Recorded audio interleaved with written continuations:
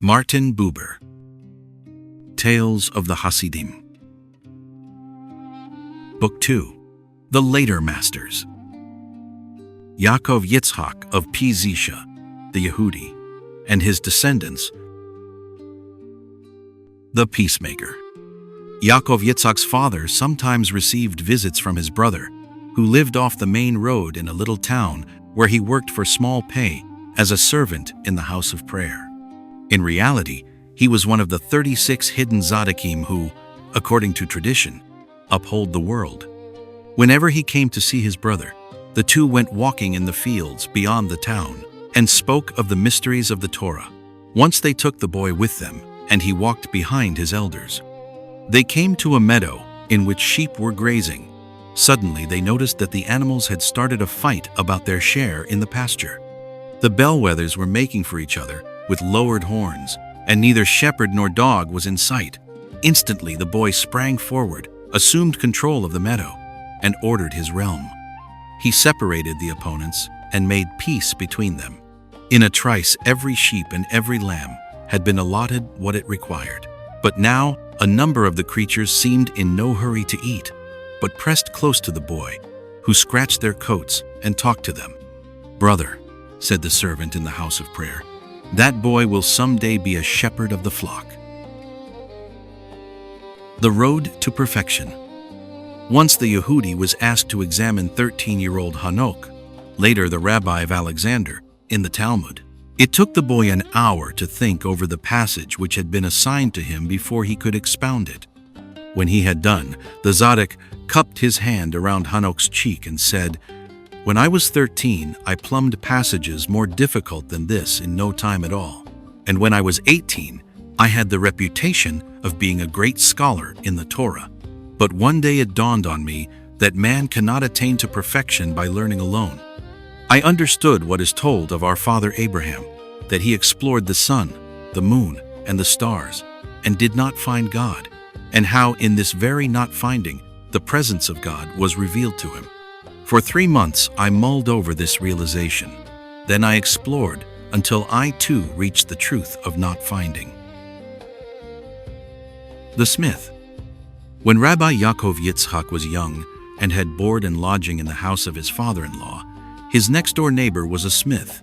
The smith got up very early in the morning and struck hammer on anvil until the sound roared like thunder in the ears of the sleeping youth.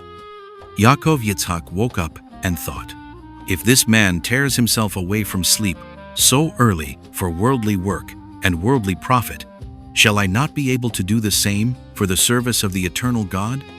The following morning he rose before the smith, who, as he entered his smithy, heard the young man reading in a low tone. This irritated him. "There he is at work already, and he doesn't need to. I certainly won't let a fellow like that get ahead of me."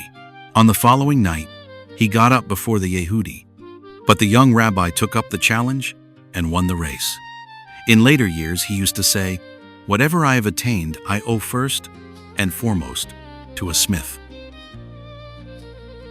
What he learned in Lublin.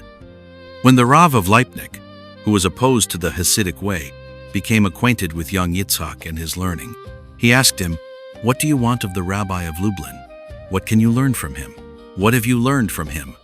The Yehudi replied, "Even if there were nothing else, I certainly learned one thing from my teacher, the Holy Rabbi of Lublin.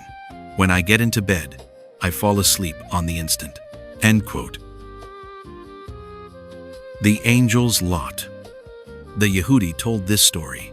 A Hasid died and was faced with the judgment of heaven. He had powerful advocates, and it seemed that the verdict would be favorable when a great angel appeared and accused him of a wrongdoing. "Why did you do this?" he was asked, and all he could think of as an excuse was, "My wife talked me into it." Then the angel laughed aloud and said, "That is indeed a peculiar kind of vindication." He could not resist the voice of a woman. Sentence was passed. The man was punished for the wrong he had done. The angel was to be tested by entering an earthly body and becoming some woman's husband. When the Hasidim heard the end of this story, they decided that the rabbi had been talking about himself. Answering back. The Yehudi's wife often subjected him to long, quarrelsome speeches. He always listened to what she had to say, but remained silent and accepted it cheerfully. Once, however, when her nagging was a good deal worse than usual, he answered her back. Later, his disciple, Rabbi Bunam, asked him, "In what way is this day different from others?" The Yehudi answered him, "I saw that her soul was about to leave her body for rage, because I did not let her scolding annoy me. And so I said a trifling word, that she might feel that her words troubled me, and draw strength from this feeling." Anger placates a foe. There were people who never tired of slandering the Yehudi to his teacher, the Rabbi of Lublin. They asserted he was trying to usurp the rabbi's place. Among them was the Rabbi of Lublin's wife. When she died quite suddenly, her husband sent for the Yehudi and said to him, "That's your work. God forbid." "Well, what did you do when you heard that she was maligning you?" "I recited the Psalms in Isfera." "And you call that doing nothing? What should I have done?" "Got angry," said the Rabbi of Lublin. "Rabbi," said the Yehudi, "look into my eyes, and through my eyes into my heart, and examine it to see if it is possible for me to become angry." The seer looked into the eyes of his disciple. "It is true," he said. "The Jew doesn't know how to be angry." Making up. Once when the Yehudi was seated at the table of the Maggid of Koznitz on the second day of the Feast of Weeks, his host said to him, "It troubles me that on this second day of the festival, which is observed only in the countries outside Palestine, I have a greater sense of holiness and light than on the first, which is the only one kept in the land of Israel. Can you, holy Jew, tell me why it is that the day celebrated in exile seems holier to my heart than the single great day celebrated in our homeland?" The Yehudi replied, "When a man has quarreled with his wife and they make up, their love is greater than before." "You have given me new life," said the Maggid, and kissed him on the forehead. Elijah. This story is told. The Yehudi used to put on a peasant's smock and a cap with a visor such as peasants wear, and ride to market with his servant, who had also donned this kind of dress, to look for Elijah wandering through the world in the guise of a peasant. On one such occasion he met a villager leading a mare by the rein. The Yehudi took his servant by the arm and cried, "There he is!" The stranger flashed his anger full in the Yehudi's face. "Jew!" he cried. "If you know, why let your tongue wag?" And he vanished on the instant. Some say that it was from this time on that people called the Rabbi of Psisha just Yehudi, the Jew, and nothing else. A temptation. Once the Yehudi was walking up and down the street. For hours he talked about apparently idle and worldly matters with the plain people, but in reality he was accomplishing marvelous unifications in the upper worlds. Then the evil urge came and whispered to him, "See how great and splendid is the power of your soul." But he replied, "What do you want to make me conceited about?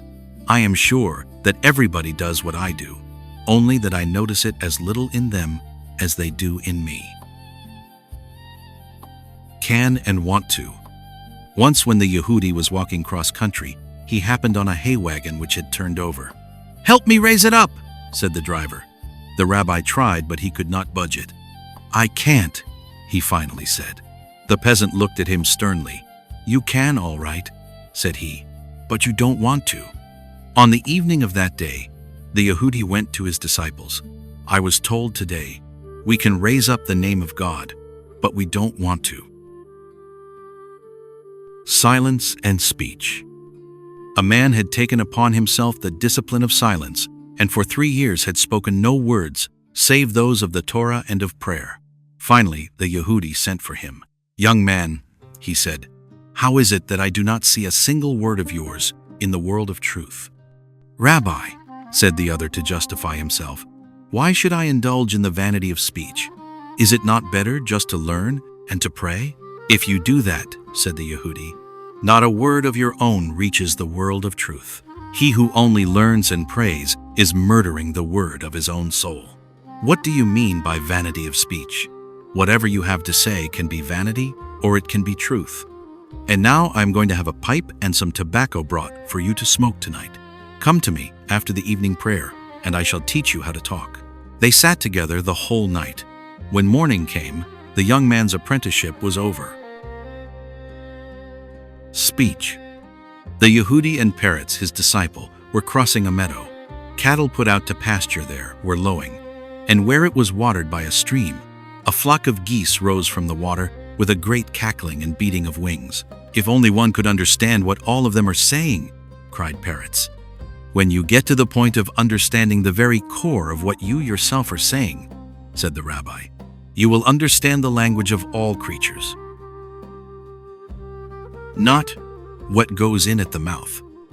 The Yehudi once told his disciple Rabbi Bunam to go on a journey. Bunam did not ask any questions, but left the town with a number of other Hasidim and just followed the highway. Toward noon they came to a village and stopped at an inn. The innkeeper was so pleased with his pious guests that he invited them to have dinner with him. Rabbi Bunam sat down in the main room, while the others went in and out, and asked all sorts of questions concerning the meat which was to be served them, whether the animal was unblemished, what the butcher was like, and just how carefully the meat had been salted. At that, a man dressed in rags spoke up. He had been sitting behind the stove and still had his staff in his hand. "Oh, you Hasidim," he said, "you make a big to-do about what you put into your mouths being clean, but you don't worry half as much about the purity of what comes out of your mouths." Rabbi Bunam was about to reply, but the wayfarer had already disappeared, for this is Elijah's habit. Then the rabbi understood why his teacher had sent him on this journey. Honoring one's parents. The Yehudi was studying the Talmud with his disciples. A certain passage puzzled him, and he fell silent and became absorbed in thinking about it. Among his disciples was a boy whose father had died soon after he was born. Since he knew that such interruptions on the part of his teacher were apt to last quite a while, he hurried home because he was very hungry. Just as he started on his way back to the house of study, his mother called to him and asked him to carry a heavy bundle of hay down from the loft for her. But he did not turn back to the house because he feared to be late. Then suddenly he thought better of it. "The purpose of learning is doing," he told himself, ran back, and obeyed his mother. Then he went on to the house of study. The instant the boy crossed the threshold, the Yehudi roused himself from his meditations, rose to his full height, and said joyfully to him, "I am sure you must have honored your mother this hour." We know that Abayi was the only one of the masters of the Talmud who knew neither his father nor his mother, and that because of this, his soul, from time to time, slips into the body of those who keep the commandment of honoring their parents, which it was not vouchsafed him to do. Well, Abayi just appeared to me and expounded that difficult passage. Holy despair. This is what the Yehudi said concerning the verse in the psalm. "How long shall I take counsel in my soul, having sorrow in my heart by day? So long as I take counsel in my soul, there must needs be sorrow in my heart by day. It is only when I realize that no counsel can help me, and no longer take counsel, and know of no help save that which comes from God. It is only then that help is accorded me." And then he added, "This is the mystic meaning of the ritual bath." Expounding the Scriptures. Rabbi Bunam once came into his teacher, the Yehudi's room. He looked up from his book like one who was interrupting, but not loath to interrupt his work, and said almost playfully, "Say a verse from the Torah, and I will expound it to you." Bunam said the first verse that occurred to him. "And Moses spoke in the ears of all the assembly of Israel the words of this song until they were consummated." "Until they were consummated," the Yehudi repeated, and turned back to his book. The interview was at an end. Rabbi Bunam left the room full of great happiness. 15-year-old Hanok, who had been in the room with him, asked him how he could be so happy since he had not received the promised interpretation. "Just think a bit," said Bunam. Then the other understood too. Again and again, Moses had spoken his song to the children of Israel, until he had made them consummated and perfect. Abraham and his guests. This is what the Yehudi said concerning the verse in the scriptures that tells about Abraham being visited by angels, and he stood over them, and they did eat. End quote. Why is this said in the scriptures? It is not customary for the host who does not eat with his guests to stand over them while they eat. Now this is what is meant by these words in the scriptures. The angels have their virtues and flaws, and men have their virtues and flaws. The virtue of angels is that they cannot deteriorate, and their flaw is that they cannot improve. Man's flaw is that he can deteriorate, and his virtue that he can improve. But a man who practices hospitality in the true sense of the word acquires the virtues of his guests. Thus Abraham acquired the virtue of angels, that of not being able to deteriorate, and so he was over and above them. The right child. After a Sabbath meal at which many fathers of families were present, the Yehudi said, "You people, if any one of you is asked why he toils so on earth, he replies, 'To bring up my son to study and serve God.' And after the son is grown up, he forgets why his father toiled on earth and toils in his turn. And if you ask him why, he will say, 'I must bring up my son to be studious and do good works.' And so it goes on, you people, from generation to generation. But when shall we get to see the right child?" Unmixed. The Yehudi used to say, "The main thing is not to mix the good with the bad. A hair of goodness is enough, if only it has not the slightest trace of admixture." The stork. The Yehudi was asked. In the Talmud, it says that the stork is called Hasida in Hebrew, that is, the devout or the loving one, because he gives so much love to his mate and his young. Then why is he classed in the scriptures with the unclean birds? He answered, "Because he gives love only to his own." Our test. The Yehudi said, everything can be tested in some particular way to discover whether it is any good. And what is the test for the man of Israel? It is the love of Israel. When he sees the love of Israel growing in his soul day after day, he knows that he is ascending in the service of God. The most valuable. The Yehudi used to say, "I should be glad to give up my share in this and the coming world for a single ounce of Jewishness." The most difficult. The Yehudi once said, "It's no great trick to be a worker of miracles. A man who has reached a certain spiritual rung can shift heaven and earth, but to be a Jew, that's difficult." Deterioration. One night, the Yehudi and his disciple Rabbi Bunam shared a room. Contrary to his habit, the Yehudi did not fall asleep, but kept thinking and sighing. Rabbi Bunam asked, "Why are you sighing?"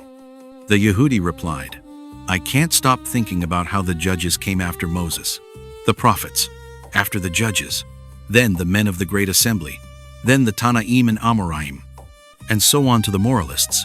And when they too deteriorated and false moralists multiplied, the Tzadikim appeared. I am sighing because I see that they too will deteriorate. What will Israel do then?" He who went before. When young Peretz lay dying, the Yehudi sat by his disciple's bed and said to him, "Peretz, your time is not come." The other answered, "Rabbi, I know that, but have I permission to say something?" "Speak," said the Yehudi. "I saw," said Peretz, "that the rabbi will soon have to leave this earth, and I do not want to stay here without you." The Yehudi died a few weeks after him. Ultimate insight. Sometimes, the Yehudi said that every New Year's Day gave him fresh insight into the service of God, and then everything he had done in the past year seemed insignificant compared to the new, and thus he went from one crossing to the next on an endless way. But once toward the end of a year, when he was reading the book of the angel Raziel, it was revealed to him that he would die soon after New Year's Day. He went to his teacher, the seer of Lublin, and told him this. "Stay with us over New Year's," said the seer, "and you will be spared." But the Yehudi bade him farewell and returned to his own house. The day the Yehudi died, Rabbi Kalman, was walking with Rabbi Shemuel in a distant part of the country. Rabbi Kalman said, "There is a certain unification which can be accomplished on this day, but only in the land of Israel. Whoever accomplishes it in any other place must die on the selfsame day." That was what happened to Moses, our master, peace be with him. The watch he took apart. Rabbi Yeramiel, the Yehudi's eldest son, who was a watchmaker before he became a rabbi, once told this story to the congregation assembled in the house of study. "When I had learned the watchmaker's trade, I lived with my father-in-law, and he too knew quite a bit about watches. Once I wanted to go to a great Tzadik and had no money for the journey. Then I told my father-in-law that if he gave me 10 gulden, I would repair his watch, which had been out of order for a long time, and which he had not been able to repair himself. He agreed. So I took the whole watch apart to see what was wrong with it, and then I saw that there was nothing wrong with it at all, except that one hairspring was the least bit bent. I straightened it out, and the watch was as good and true as when it left the hand of its maker." When Rabbi Yeramiel had ended his story, the entire congregation wept. Playing with a watch. A Hasid of Rabbi Pinhas of Kinsk, a grandson of Rabbi Yeramiel, once came into the master's room and found him lying down and playing with his watch. He was surprised because it was almost noon and the rabbi had not yet prayed. Just then, Rabbi Yeramiel said to the Hasid, "You are surprised at what I am doing? But do you really know what I am doing? I am learning how to leave the world." After the close of the Sabbath, one Friday on his return from the ritual bath, Rabbi Yehoshua Asher, the Yehudi's second son, asked his sons not to come to his house for the Sabbath meal, as they usually did, but to go to bed early so that they might be able to stay with him a long time, the night after the close of the Sabbath. They did not, however, do as he said, and appeared at his table that evening as always. After the meal, he said to them, "Do not visit me tomorrow during the day as you usually do, and see to it that you rest after midday meal." But again they failed to heed his words, and appeared at their father's table as always. At the third Sabbath meal, the rabbi bade his eldest son cut the bread in his place, and when he was reluctant to do this, his father said, "You must learn to cut bread for Israel, and to accord them abundance of blessings." End quote. After they had eaten, said the evening prayer, and recited the benediction of separation, the rabbi ate the meal of escort of the Sabbath with all those dear to him, and again he bade his eldest son cut the bread. After the meal he said to his sons, "I beg you not to go away, but to do me the favor of staying with me." A little later he ordered clean underwear brought to his room. His wife was surprised that he wished this at so unusual an hour, but she gave the servant the garments, and the rabbi put them on. Then he told the servant to light candles in the house of study and in all the rooms. At first his wife objected, but when she heard that the rabbi really wished it, she fetched the candles. Shortly after this, the rabbi had the doors thrown open and sent for his sons and his close friends who were waiting in the house of study and in the entrance to the house. The rabbi was in his bed. He then asked to have his pipe handed to him. He puffed at it slowly and calmly for a little and put it down on the chair. Then he drew the covers up over his face. All they could hear, just barely hear, was a sigh, and he had passed away. Not to seek the righteous. A man who had done something wrong and was suffering from the consequences of his action asked the Maggid of Trisk to advise him in this matter, but he sternly refused to have anything to do with it. "It is proper to ask advice before acting, not afterward," said he. Then the man turned to Rabbi Yaakov Zevi of Parisov, a son of Rabbi Yehoshua Asher. "You must be helped," Rabbi Yaakov Zevi said. "We must not be set on seeking the righteous, but on imploring mercy for sinners. Abraham sought the righteous, and so he did not succeed in what he undertook.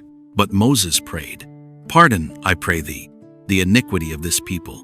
And God answered him, 'I have pardoned according to thy word.'" Where to find God. A merchant once came to Rabbi Meir Shalom, a son of Rabbi Yehoshua Asher, and complained of another merchant who had opened his shop right next door to him. "You seem to think," said the Tzaddik, "that it is your shop that supports you, and are setting your heart upon it, instead of on God who is your support. But perhaps you do not know where God lives? It is written, 'Love thy neighbor as thyself. I am the Lord.' This means you shall want for your neighbor what he needs, just as you do for yourself, and therein you will find the Lord." The Wayfarer's Greeting. A grandson of Rabbi Nehemiah, the Yehudi's third son, told this story. "When my grandfather was returning from Sadagora, where he had been visiting with the rabbi of Rizhin, he began to doze in the carriage which he was driving with one of his Hasidim. A man with a great sack on his back passed them on the road. When he was about 100 ells away, he turned and called to my grandfather, who was wakened by the sound, 'Nehemiah, is that you?' My grandfather leaned out of the carriage. 'Little Nehemiah,' the man continued, 'you're bound for Poland? Then give my greetings to the holy rabbi of Radoshitz. Give my greetings to the holy rabbi of Mogielnica, and give my greetings to your holy brother, Rabbi Yeremiel.' Then he walked on. But all the persons to whom he had sent his greetings were dead. Soon after he reached home, my grandfather died." Pezeshah and its daughter schools. Simha Bunam of Prija. Verses for chess.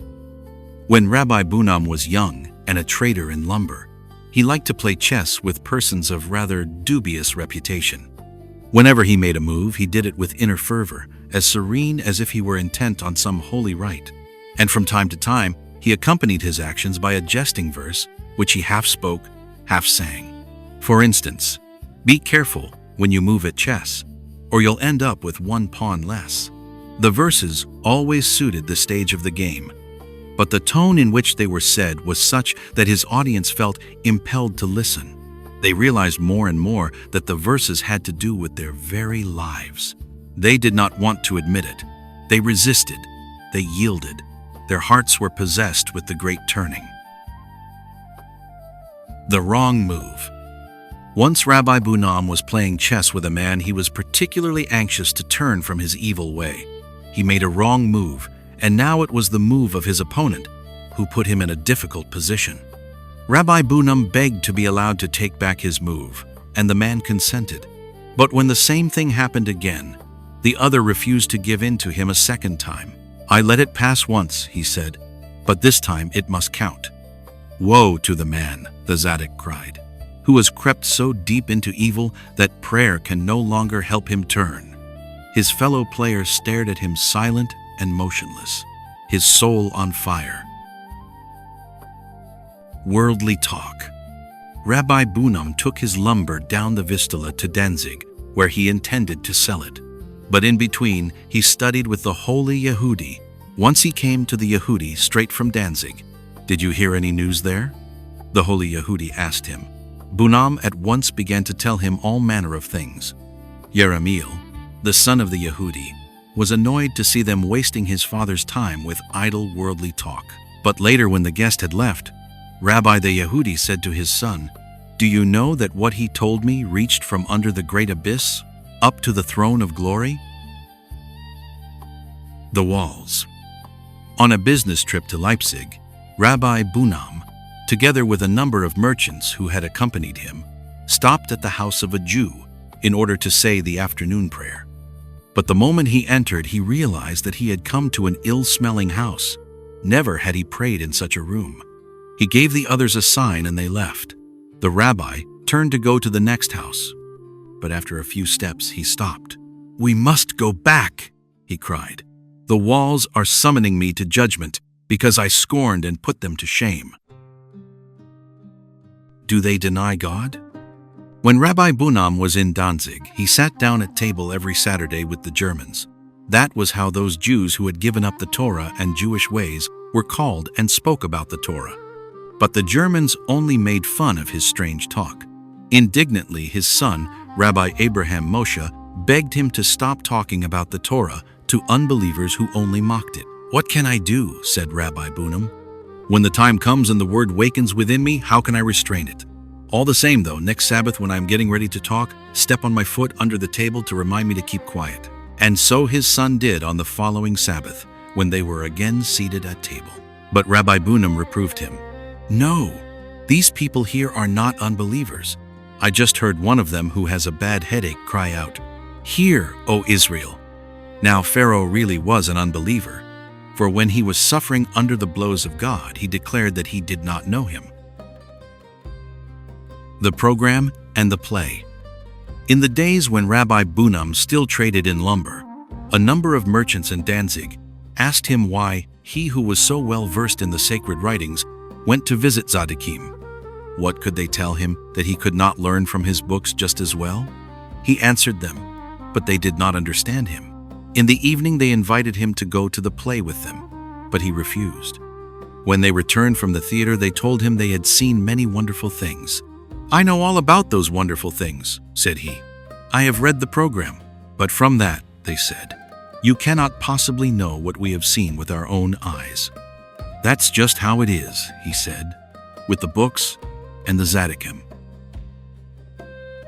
In a brothel, a lumber merchant once asked Rabbi Bunam to take his son, who was to attend to some business for him, to Danzig, and begged him to keep an eye on the youth. One evening Rabbi Bunam could not find him at the inn. He left immediately and walked along the street until he came to a house where he heard someone playing the piano and singing. He went in. When he entered, the song had just come to an end, and he saw the lumber merchant's son leave the room. "Sing your best selection," he said to the girl who had been singing, and gave her a gulden. She sang. The door of the room opened, and the youth returned. Rabbi Bunam went up to him and said in a casual tone, "Oh, so there you are. They have been asking for you. How about coming right back with me?" When they reached the inn, Rabbi Bunam played cards with the youth for a while, and then they went to bed. The next evening, he went to the theater with him. But when they returned, Rabbi Bunam began to recite psalms and spoke with great force until he had extricated the youth completely from the power of materiality and brought him to the point of perfect turning. Years later, the Tzaddik once told his friends, "That time in the brothel, I learned that the divine presence can descend anywhere, and if, in a certain place, there is only a single being who receives it, that being receives all of its blessing." In the public park. One evening when Rabbi Bunam was in Danzig, he went to the public gardens. They were lit with many lights, and young men and girls were strolling about in bright-colored dress. "These lights are the candles of the Day of Atonement," he said to himself, "and these garments are the shrouds of those who pray." Charity. When Rabbi Bunam still traded in lumber and went to Danzig every year to the market, he stopped on the way in a little town where he intended to spend the Sabbath, and there heard of a devout and learned man who lived in great poverty. Rabbi Bunam invited himself to the man's house as his Sabbath guest, had furnishings, dishes, and food taken to the empty house, and even managed to persuade him to accept suitable clothing. When the Sabbath was over, Rabbi Bunam, in parting, presented his host with a considerable sum of money, but the latter refused to accept it, saying that he had already received more than enough. "The rest," said Rabbi Bunam, "I did not give you, but myself, in order to heal the wound of pity which your wretchedness dealt me. Only now can I fulfill the commandment of charity. That is why it is written, 'Thou shalt surely give him, and thy heart shall not be grieved when thou givest unto him.' He who cannot endure the sight of poverty must allay it until the grievance of his heart is overcome. Only then can he really give to his fellow man." The pharmacist. Later, Rabbi Bunam became a pharmacist in Pishisha, but at night he studied with Rabbi Yaakov Yitzchak, the holy Yehudi. When the rabbi had difficulty in healing a soul in the course of his work with his Hasidim, he used to say, "Call the pharmacist, he will help me."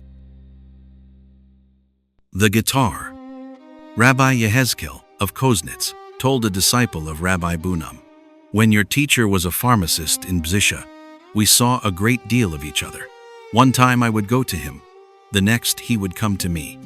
One evening when I entered his pharmacy, I saw an instrument lying on a bench, the kind whose strings you pluck with your fingers. Just then a peasant woman came to have a prescription filled. With one hand, Rabbi Bunam made up the medicine. With the other, he fingered the strings. When the woman had left, I said to him, "Rabbi Bunam, that is unholy conduct." Said he, "Rabbi Yehezkel, you are no real Hasid." I went home, and in my heart I bore him a grudge. But that night, my grandfather appeared to me, boxed my ears, and shouted, "Don't spy on that man. He shines into all the halls of heaven." The decision. When his teacher, the holy Yehudi, died, Rabbi Bunam remained in the town of Bzisha. Once, when his wife was sitting at the window, she saw a carriage full of people stop in front of their house. She ran to her husband and cried, "Bunam, a whole carriage load of Hasidim has come to you." "What are you thinking of?" he said. "You know that that's not my business." But an hour later, when they had all left, he said to her, "There's no helping it. I cannot hold out against it any longer. The moment they came in, I knew the needs and wishes of every one of them." The shepherd. After the death of Yehudi, for a time his disciples did not know whom to choose for their master. They asked Rabbi Bunam to advise them. He said, "A shepherd was pasturing his sheep near the edge of a meadow. He grew very tired, lay down on the ground, and fell asleep. Such a thing had never happened to him before. At midnight he awoke. There was a full moon high in the heavens, and the night was cool and clear. The shepherd drank some water from the brook and felt better. But at the same time he remembered his sheep, and his heart skipped a beat. He looked around and saw his beasts lying a few steps off, one crowded up against the next, as if they were in the fold. He counted them, and not one was missing. He cried, 'Dear God, how can I repay you? Entrust your sheep to me, and I shall guard them like the apple of my eye. Find such a shepherd and make him your rabbi.' If we won, Rabbi Abeli Neustetter, who long before had instructed the Yehudi in the Kabbalah, and whom many among those present regarded as his former disciple's successor, rose from his chair and seated Rabbi Bunam in his place. The expensive doctor. When Rabbi Bunam became the successor of his teacher, the Yehudi, many young men came to him and forgot their homes and callings. This caused their fathers great annoyance, and Rabbi Bunam was more harshly persecuted than any of the Tzadikim of his generation. Once a young man's father-in-law came after him, had his carriage wait at the rabbi's door, rushed into the house, and shouted from the threshold, "You corrupt our best sons until they throw up everything and waste years here with you. And then you say that you are teaching them the fear of God. Teaching the fear of God. We don't need you for that. We have plenty of books for that purpose, and they can find more in them than they can get from you." Rabbi Bunam waited until the man ran out of words. Then he said, "You know that I used to be a pharmacist. In those days I observed that a doctor who visited all the sick without being called and without asking money for his services met with less confidence and respect for his orders than another who charged big fees. The pain and the trouble they suffer from their fathers and fathers-in-law is the fee these sick souls must pay who come to me, and they believe in the doctor who proves such a fearful expense to them." The cloak.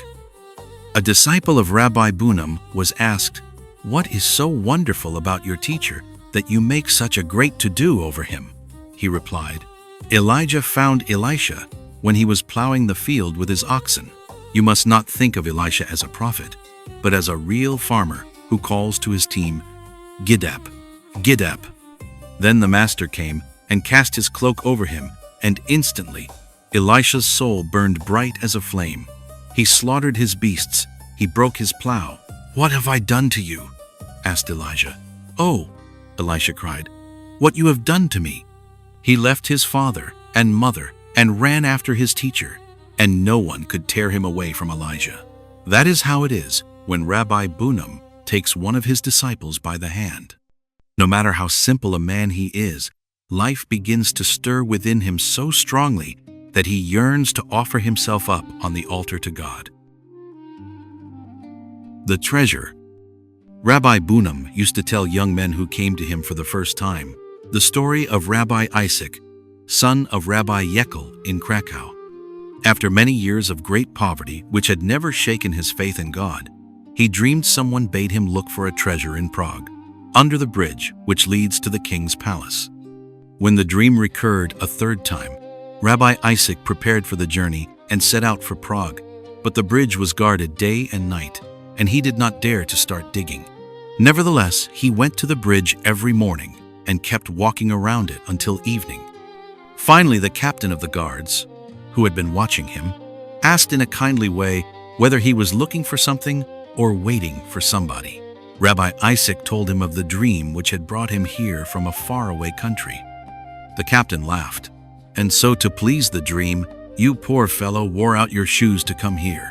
As for having faith in dreams, if I had had it, I should have had to get going when a dream once told me to go to Krakow and dig for treasure under the stove, in the room of a Jew. Isaac, son of Yekel.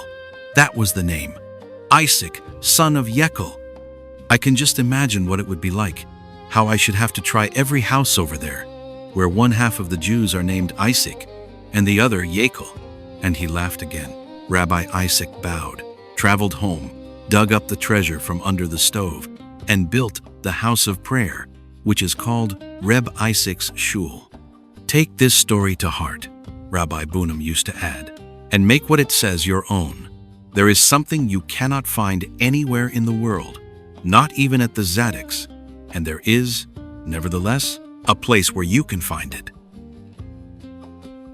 The watchman who brooded. Rabbi Bunim once said, "It sometimes happens that a man becomes sinful, and he himself does not know how it came about, for there was not a single moment when all his thoughts were not on guard." And he told this parable. A great nobleman once had a racehorse in his stable. He valued it more than anything he possessed and had it well guarded. The door of the stable was bolted, and a watchman was always posted in front of it. One night the owner felt restless. He went to the stable. There sat the watchman and was obviously brooding over something with great effort. "What are you brooding about?" asked the master. "I am wondering," said the man, "where the clay goes to when you drive a nail into the wall." "Just you go on thinking about it," said the master. He returned to the house and went to bed, but he was unable to sleep, and after a while he could not stand it, and went back to the stable. Again he found the watchman brooding in front of the door. "What are you thinking about now?" asked his master. "I am wondering," he said, "where the batter goes to when you bake a donut." "Just you go on thinking about that," said his master approvingly. Again he retired, and again he could not stay in bed and went to the stable a third time. The watchman was sitting in his place and brooding. "What is going through your head now?" asked the master. "I am just wondering," said the watchman. "There is the door, and it is bolted. Here am I, sitting in front of it and watching, and yet the horse has been stolen. How is that possible?" The three prisoners. After the death of Rabbi Uri of Strelisk, who was called the Seraph, one of his Hasidim came to Rabbi Bunim and wanted to become his disciple. Rabbi Bunim asked, "What was your teacher's way of instructing you to serve?" "His way," said the Hasid, "was to plant humility in our hearts. That was why everyone who came to him, whether he was a nobleman or a scholar, had first to fill 2 large buckets at the well in the marketplace, or to do some other hard and menial labor in the street." Rabbi Bunim said, "I shall tell you a story. 3 men, 2 of them wise and 1 foolish, were once put in a dungeon, black as night, and every day food and eating utensils were lowered down to them. The darkness and the misery of imprisonment had deprived the fool of his last bit of sense, so that he no longer knew how to use the utensils he could not see. One of his companions showed him, but the next day he had forgotten again, and so his wise companion had to teach him continually. But the 3rd prisoner sat in silence and did not bother about the fool. Once the 2nd prisoner asked him why he never offered his help. "Look," said the other, "you take infinite trouble, and yet you never reach the goal. because every day destroys your work. But I sit here and try to think out how I can manage to bore a hole in the wall so that light and sun can enter, and all three of us can see everything. Is 2. Saved. Rabbi Bunam told this story. Rabbi Eliezer of Amsterdam was at sea on a journey to the Holy Land when, on the eve of New Year's Day, a storm almost sank the ship. Before dawn, Rabbi Eliezer told all his people to go on deck and blow the ram's horn at the first ray of light. When they had done this, the storm died down. But do not think, Rabbi Bunam added, that Rabbi Eliezer intended to save the ship. On the contrary, he was quite certain it would go down. But before dying with his people, he wanted to fulfill a holy commandment, that of blowing the ram's horn. Had he been out to save the ship through a miracle, he would not have succeeded. The story he told. Rabbi Bunam said, "Once, when I was on the road near Warsaw, I felt that I had to tell a certain story. But this story was of a worldly nature, and I knew that it would only rouse laughter among the many people who had gathered about me. The evil urge tried very hard to dissuade me, saying that I should lose all those people because once they heard this story, they would no longer consider me a rabbi. But I said to my heart, why should you be concerned about the secret ways of God?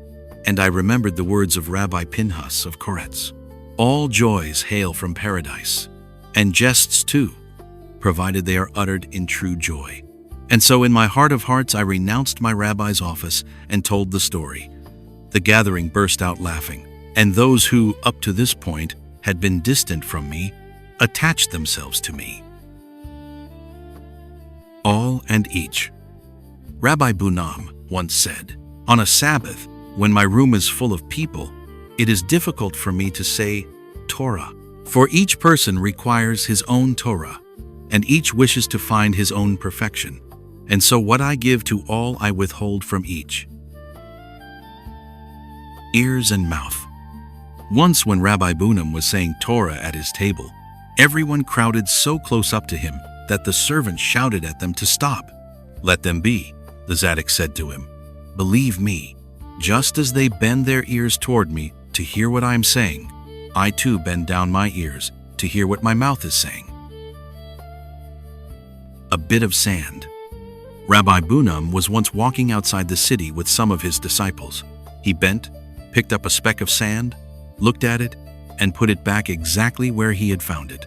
He who does not believe, he said, that God wants this bit of sand to lie in this particular place, does not believe at all. The beginning of teaching. Rabbi Bunam began his teaching with the words, "We thank you, who are blessed and are the source of blessing, and are manifest and hidden." Then he said, "The man of feeling must feel his divinity as he feels the place on which he stands.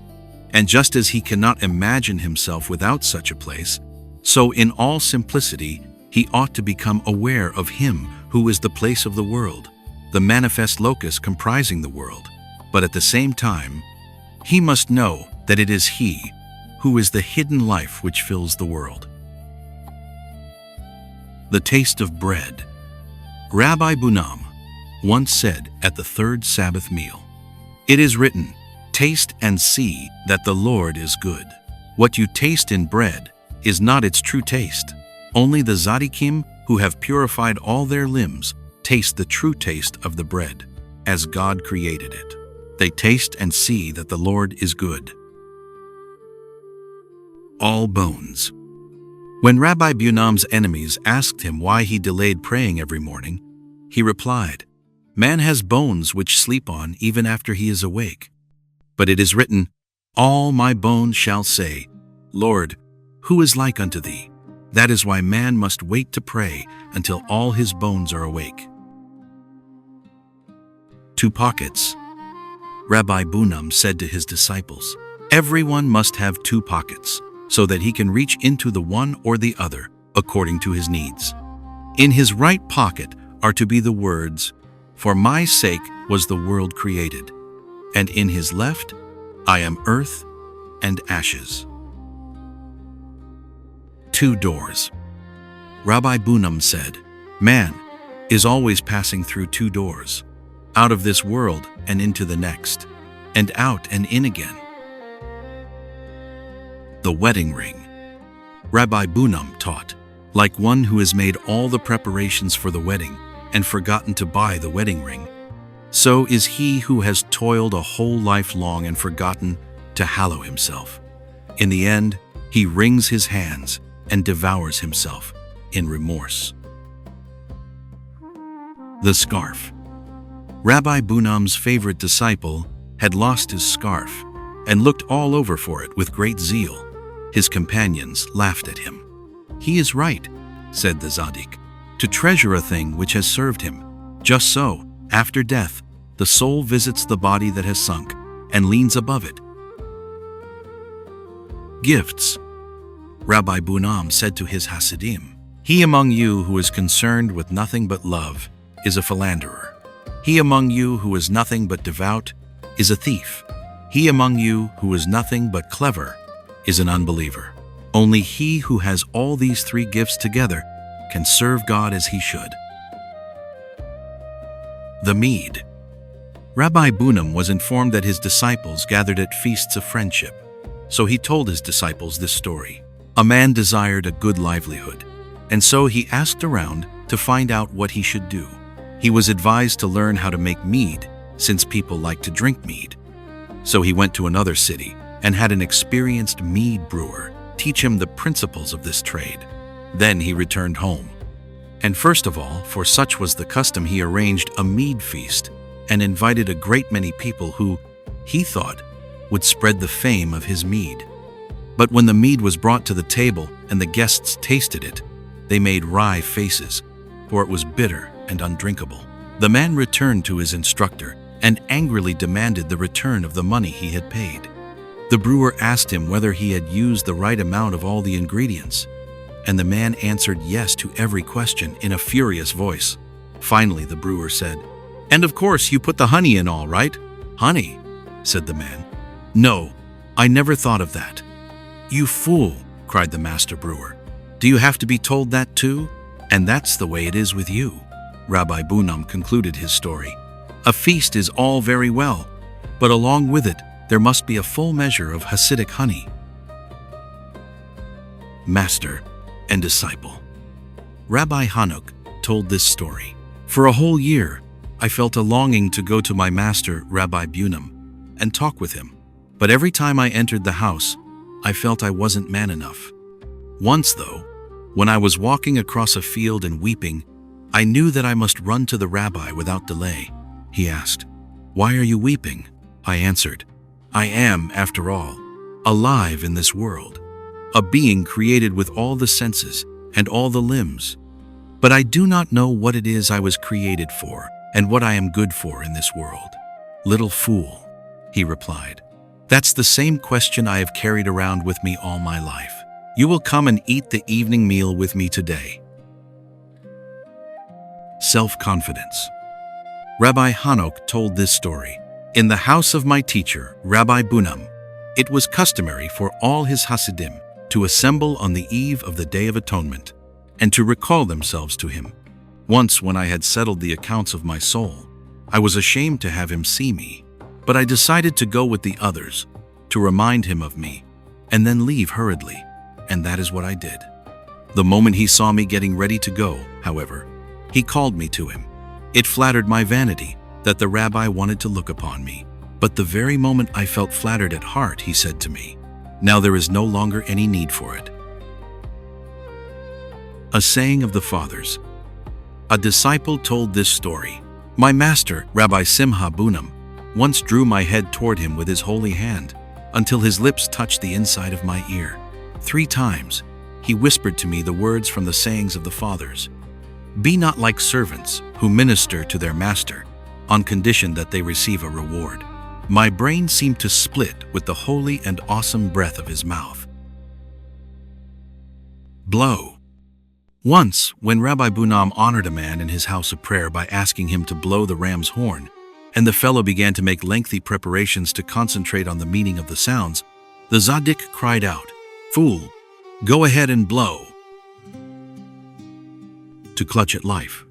Rabbi Bunim said, "On New Year's, the world begins anew, and before it begins anew, it comes to a close. Just as before dying, all the powers of the body clutch hard at life, so man at the turn of the year ought to clutch at life with all his might and main." In exile, on New Year's Day, when he had returned from the service, Rabbi Bunim told this story to the Hasidim who had gathered in his house. A king's son rebelled against his father and was banished from the sight of his face. After a time, the king was moved to pity his son's fate and bade him be sought out. It was long before one of the messengers found him, far from home. He was at a village inn, dancing barefoot and in a torn shirt in the midst of drunken peasants. The courtier bowed and said, "Your father has sent me to ask you what you desire. Whatever it may be, he is prepared to grant your wish." The prince began to weep. "Oh," said he, "if only I had some warm clothing and a pair of stout shoes." "See," added Rabbi Bunim, "that is how we whine for the small needs of the hour and forget that the divine presence is in exile." I am prayer. This is what Rabbi Bunim said concerning the verse in the psalm, "And I am prayer." It is as if a poor man, who has not eaten in 3 days, and whose clothes are in rags, should appear before the king. Is there any need for him to say what he wants?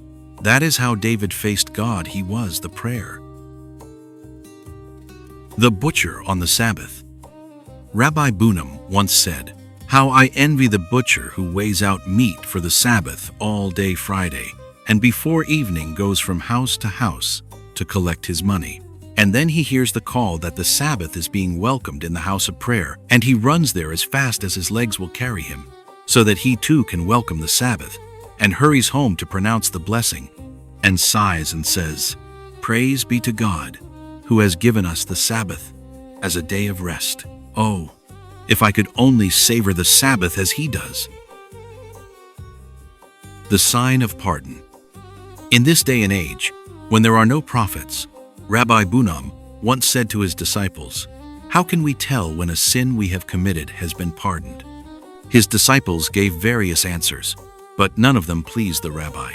"We can tell," he said, "by the fact that we no longer commit that sin." The exception.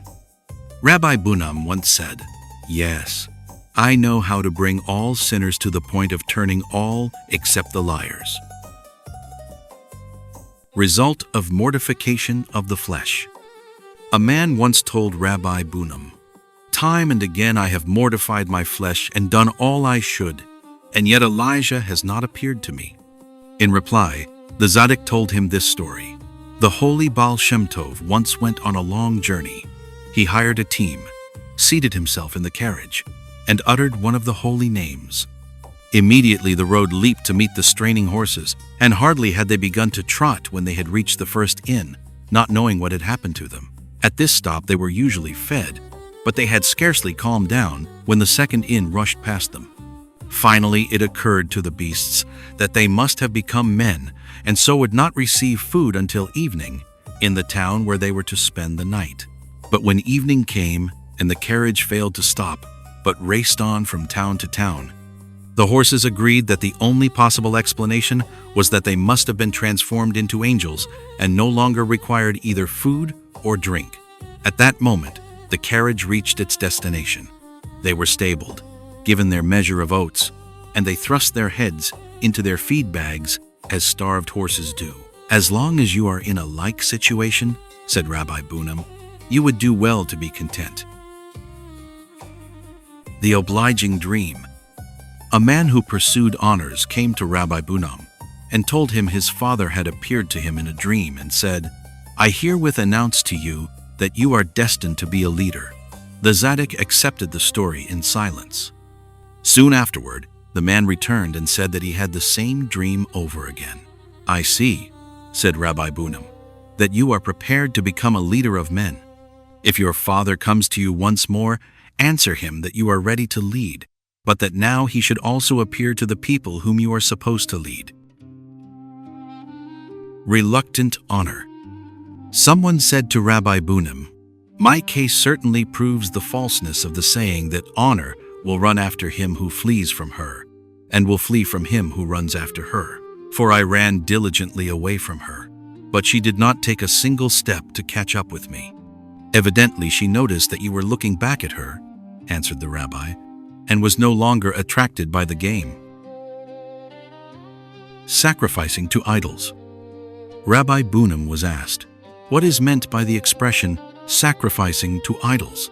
It is unthinkable that a man should really bring a sacrifice to idols.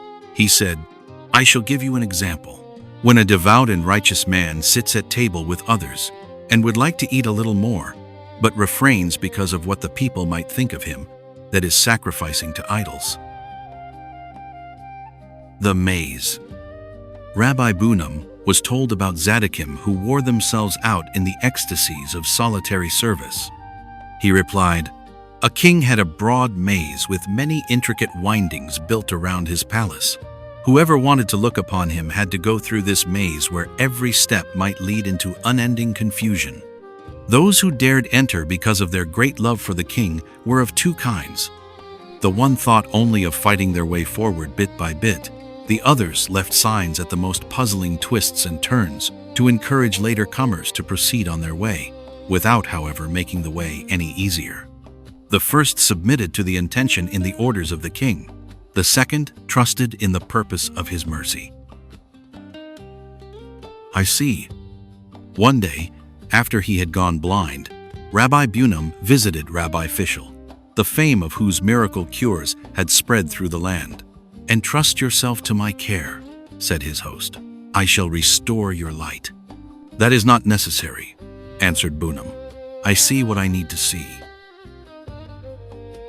Do not change places. Rabbi Bunim once said, I should not like to change places with our father Abraham. What good would it do God if Abraham became like blind Bunim, and blind Bunim became like Abraham? Rather than have this happen, I think I shall try to grow a little over and beyond myself. The Fool and the Sage. Rabbi Bunim once said, if I were to set out to give learned and subtle interpretations of the scriptures, I could say a great many things, but a fool says what he knows, while a sage knows what he says. The Solitary Tree. Rabbi Bunim once said, when I look at the world, it sometimes seems to me that every man is a tree in a wilderness, and that God has no one in his world but him, and that he has no one to turn to, save only God. The Unredeemed Place. Once Rabbi Bunim was praying at an inn. People jostled and pushed him, but he did not go into his room. Later he said to his disciples, sometimes it seems impossible to pray in a certain place, and one seeks out another place. But that is not the right thing to do, for the place we have quitted cries out mournfully, why did you refuse to make your devotions here with me? If you met with obstacles, it was a sign that it was up to you to redeem me. The Forbidden Way. The story is told. Rabbi Bunim once drove out into the country with his disciples. While they were on the way, they all fell asleep. Suddenly, the disciples woke up. The carriage had come to a standstill in the tangled depths of a wood. Not a path as far as eye could see, and no one could understand how they ever got there. They roused the Tzaddik. He looked around and cried, "Watchman, who goes?" The answer came from the thicket, the pharmacist of Pazisha. Threateningly, the voice replied, "This time, but never again." A road opened up. The carriage drove on. The disciples recognized the region, but never had they seen a wood in those parts. They did not dare to look back. The Great Crime. Rabbi Bunim said to his Hasidim, "The sins which man commits those are not his great crime. Temptation is powerful, and his strength is slight. The great crime of man is that he can turn at every moment and does not do so." David and we. Rabbi Bunim was asked, "We confess our sins so many times on the Day of Atonement. Why do we not receive a message of forgiveness?" Now David had hardly finished saying, "I have sinned," when he was told, "The Lord has put away thy sin."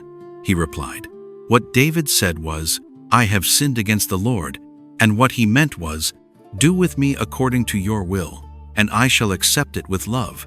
For you, O Lord, are just." But when we say we have sinned, we think that it is fitting for God to forgive us. And when immediately after that we add, "We have betrayed you," we think that now, after God has forgiven us, it is fitting that he favor us with all manner of good things. Young trees. Rabbi Meir of Stabnitz was always opposing Rabbi Bunam and his way. Once he compelled 2 of his Hasidim to swear they would do whatever he asked them to. When they had taken this oath, he charged them to journey to Pazisha and give the following message to Rabbi Bunam. "How is it possible that you are a rabbi? Can one acquire what one needs to be a rabbi by selling lumber in Danzig?"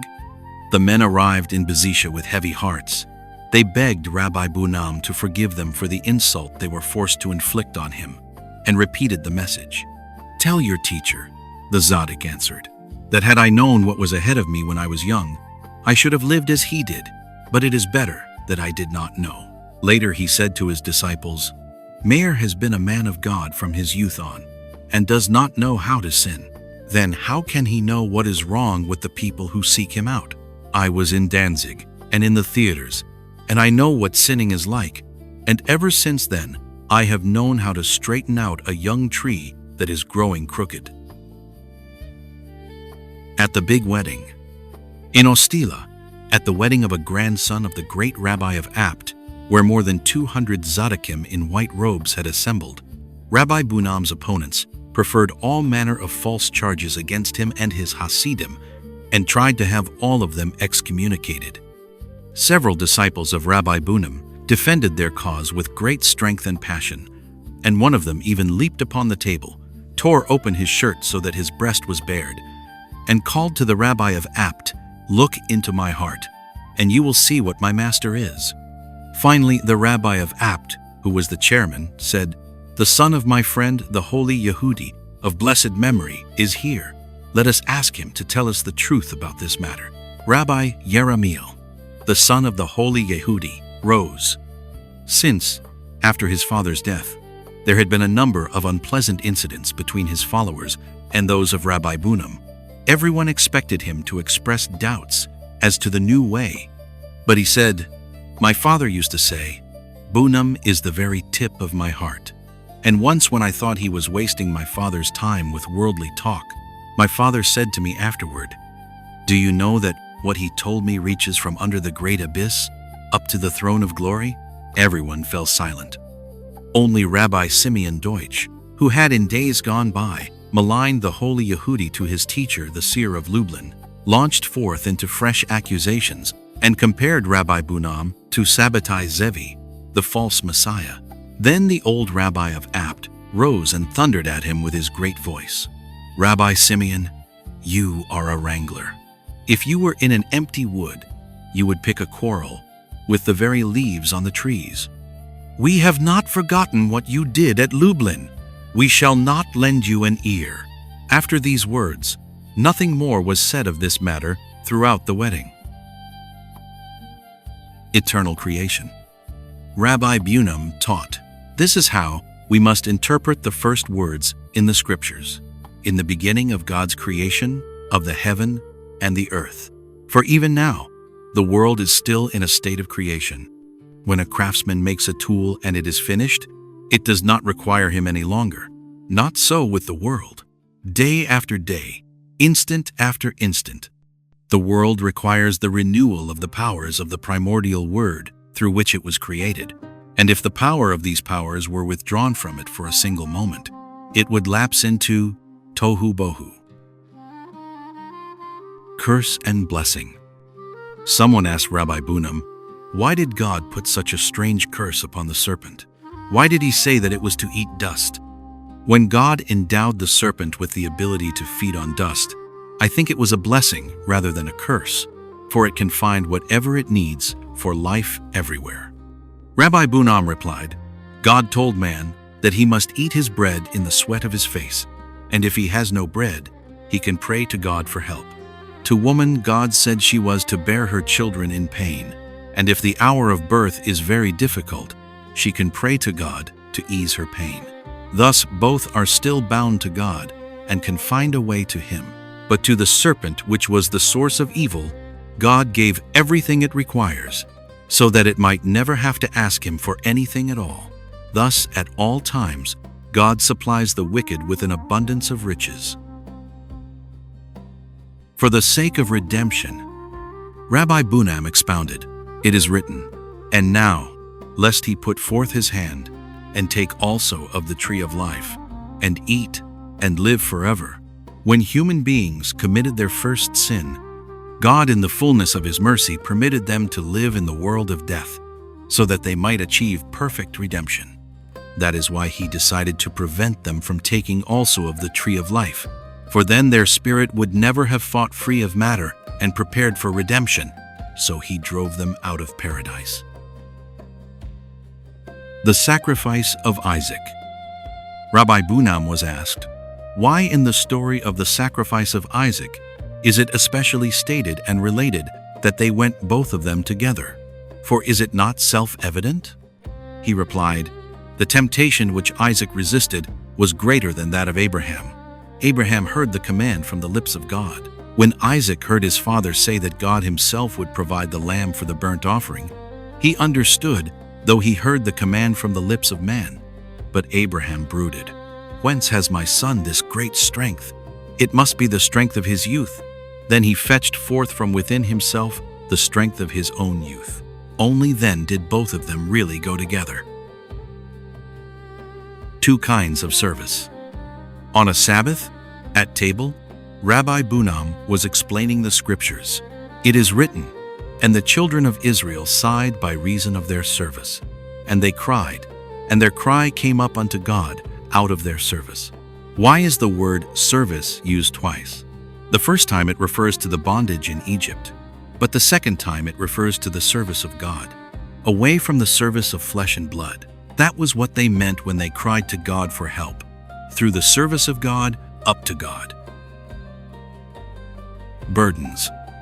Rabbi Bunam expounded, "It is written, I will bring you out from under the burdens of the Egyptians." Why is the word burdens used here rather than bondage? Because Israel had grown accustomed to bondage. When God saw that they no longer felt what was happening to them, He said, "I will bring you out from under the burdens of Egypt. Suffering these burdens is not doing you any good. I shall have to redeem you." No more than this.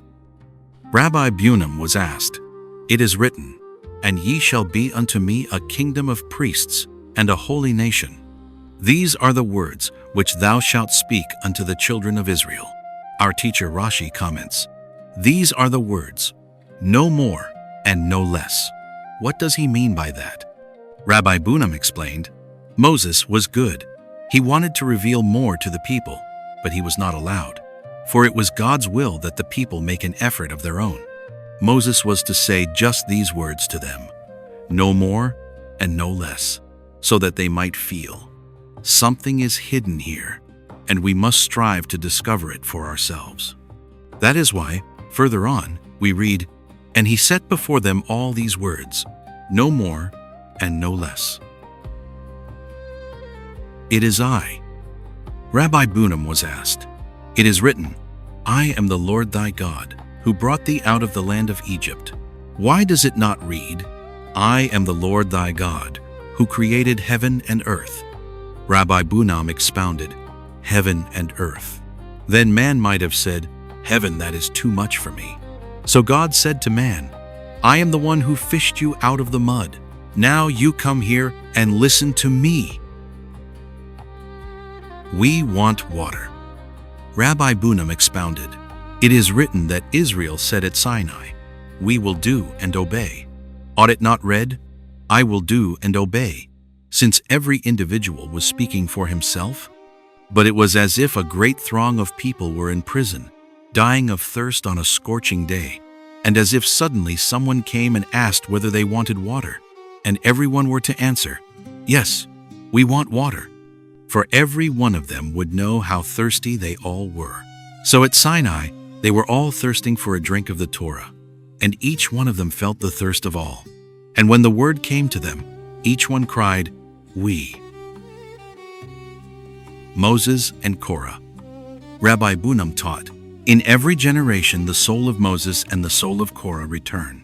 But if once, in days to come, the soul of Korah is willing to subject itself to the soul of Moses, Korah will be redeemed." True and false turning. Rabbi Bunam was asked, "Why was the sin of worshipping the golden calf forgiven, though we do not find it said in the scriptures that the people turned and did penance? And why was the sin of the spies not forgiven, although we read that the people mourned greatly because of it? Do we not know that there is nothing which can resist the turning?" He replied, "This is the nature of turning. When a man knows he has nothing to hope for and feels like a shard of clay because he has upset the order of life, and how can that which was upset be righted again?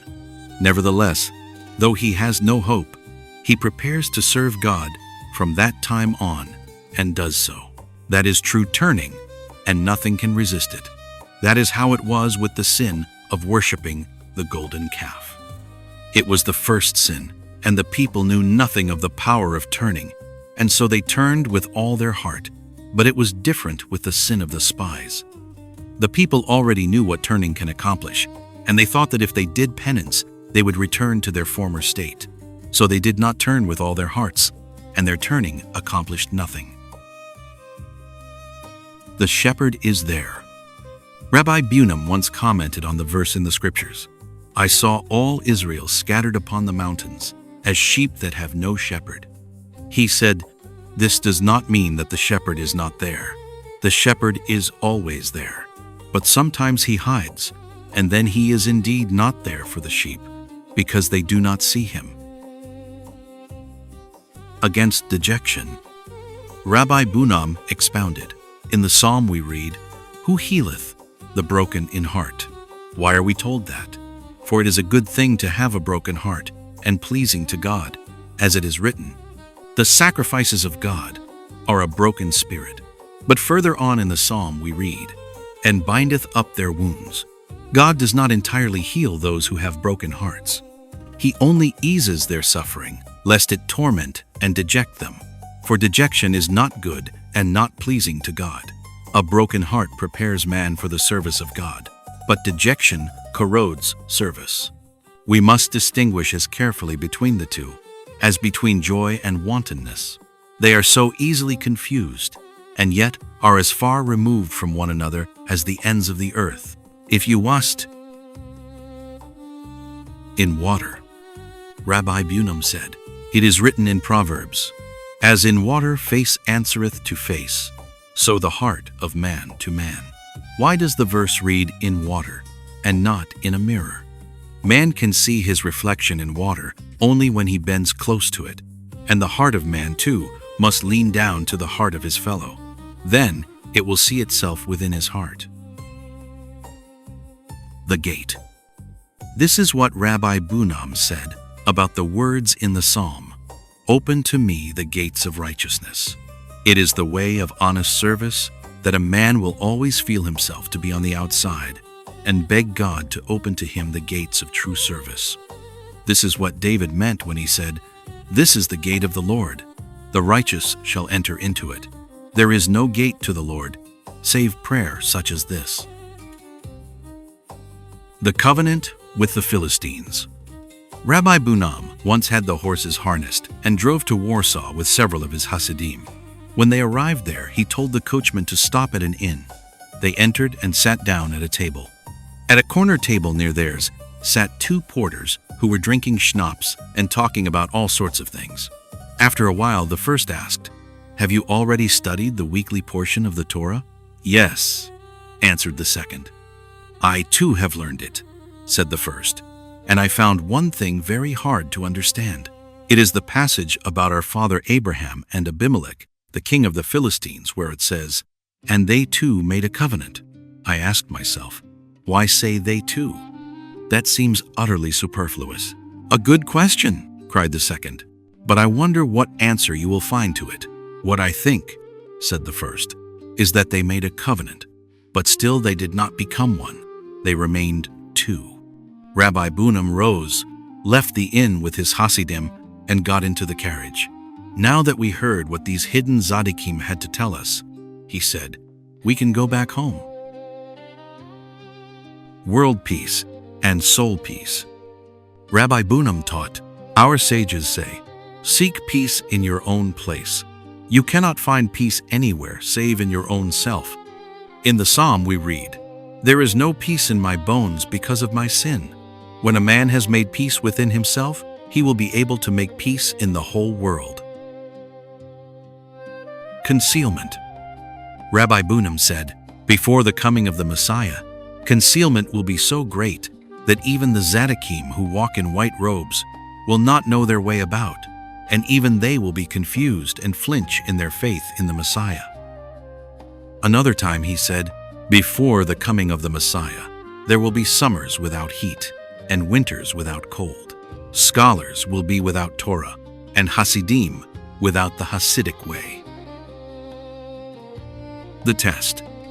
The Baal Shem Tov, said Rabbi Bunim, was wiser than Aher, the great heretic, when Aher heard a voice from heaven crying, return, O backsliding children, all except Aher. He gave up everything and left the community. But the Baal Shem once, when he noticed that all his great gifts were suddenly leaving him, he said, well then, I shall serve God as a simple man does. I am a fool, but I have faith. And he began to pray like a little child. Instantly he was lifted higher than before, for it had only been a test, its edge. The Book of Adam. Rabbi Bunim once said, I thought of writing a book. I was going to entitle it Adam, and the whole of man was to be in it. But then I thought it over and decided it would be better not to write such a book. A good Jew. Rabbi Bunim once asked, why do they call a Tzadik a good Jew? Jestingly, he answered his own question. If they meant by that he prays well, they would have to call him a good prayer. If they meant that he learns well, they would have to say a good learner. Now a good Jew thinks well and drinks well, and everything about him is good. But to a disciple who had been in Bzisha only a short time, he said, you must know why you have come to me. If you think to become a good Jew, you have come in vain. But if you are here in order to become simply a good Jew, you did right. Abraham and Isaac. Rabbi Bunim explained the tradition that Abraham represented the attribute of mercy, and Isaac that of rigor. Abraham's house was wide open on all four sides. He was hospitable to everyone, and gave of all the good things he had. Through this, he revealed the great name of God to the world. But when Isaac became rabbi in his stead, he went to a shop, bought iron bolts, and locked all the doors. He himself went into the innermost chamber, isolated himself from men, and devoted himself to the Torah night and day. Fear and trembling seized all his Hasidim, and all those who came to ask his counsel. In this way he revealed to the world that there is rigor. When, from time to time, a door was opened and people were admitted, everyone who looked on his face instantly accomplished the perfect turning. Was that tense were comment. Satan's Hasidim. Rabbi Bunim told this story. When the Baal Shem Tov made the first Hasidim, the evil urge was in great straits, for, as he said to his followers, now the Hasidim of the Baal Shem Tov will set the world ablaze with their holiness. But then he thought of a way out. He disguised himself, pretended to be someone else, and went to two Hasidim who lived together in a certain town. Your work is praiseworthy, he said to them. But there ought to be at least 10 of you, so that you can pray in a quorum. He fetched 8 of his people and joined them to those 2 Hasidim. And since they had no money to purchase a scroll and other things they needed, he brought them a rich man, also one of his adherents, who provided them with whatever was necessary. He did the same everywhere. When he had finished, he said to his hosts, now we no longer need be afraid of anything, for we have the majority, and that is what counts. Repetition. Rabbi Bunam once said to Rabbi Mendel, his disciple, "What do I need so many Hasidim like these for? A few who really are Hasidim would be enough for me. Why did the former Tzadikim not do the same?" answered Rabbi Mendel. Long afterward, when his master had been dead for many years, and he himself was the rabbi of Kotzker, Rabbi Mendel once said to his disciple Rabbi Hirsch of Tomashov, "What do I need so many Hasidim like these for? A few who really are Hasidim would be enough for me. Why did the former Tzadikim not do the same?" answered Rabbi Hirsch. By night, 2 hours every night, as he lay in bed, Rabbi Bunam would listen to his disciple Mendel, later the rabbi of Kotzker, while he read to him out of the Book of Splendor. Sometimes Rabbi Bunam fell asleep for a little while, and the reading was interrupted.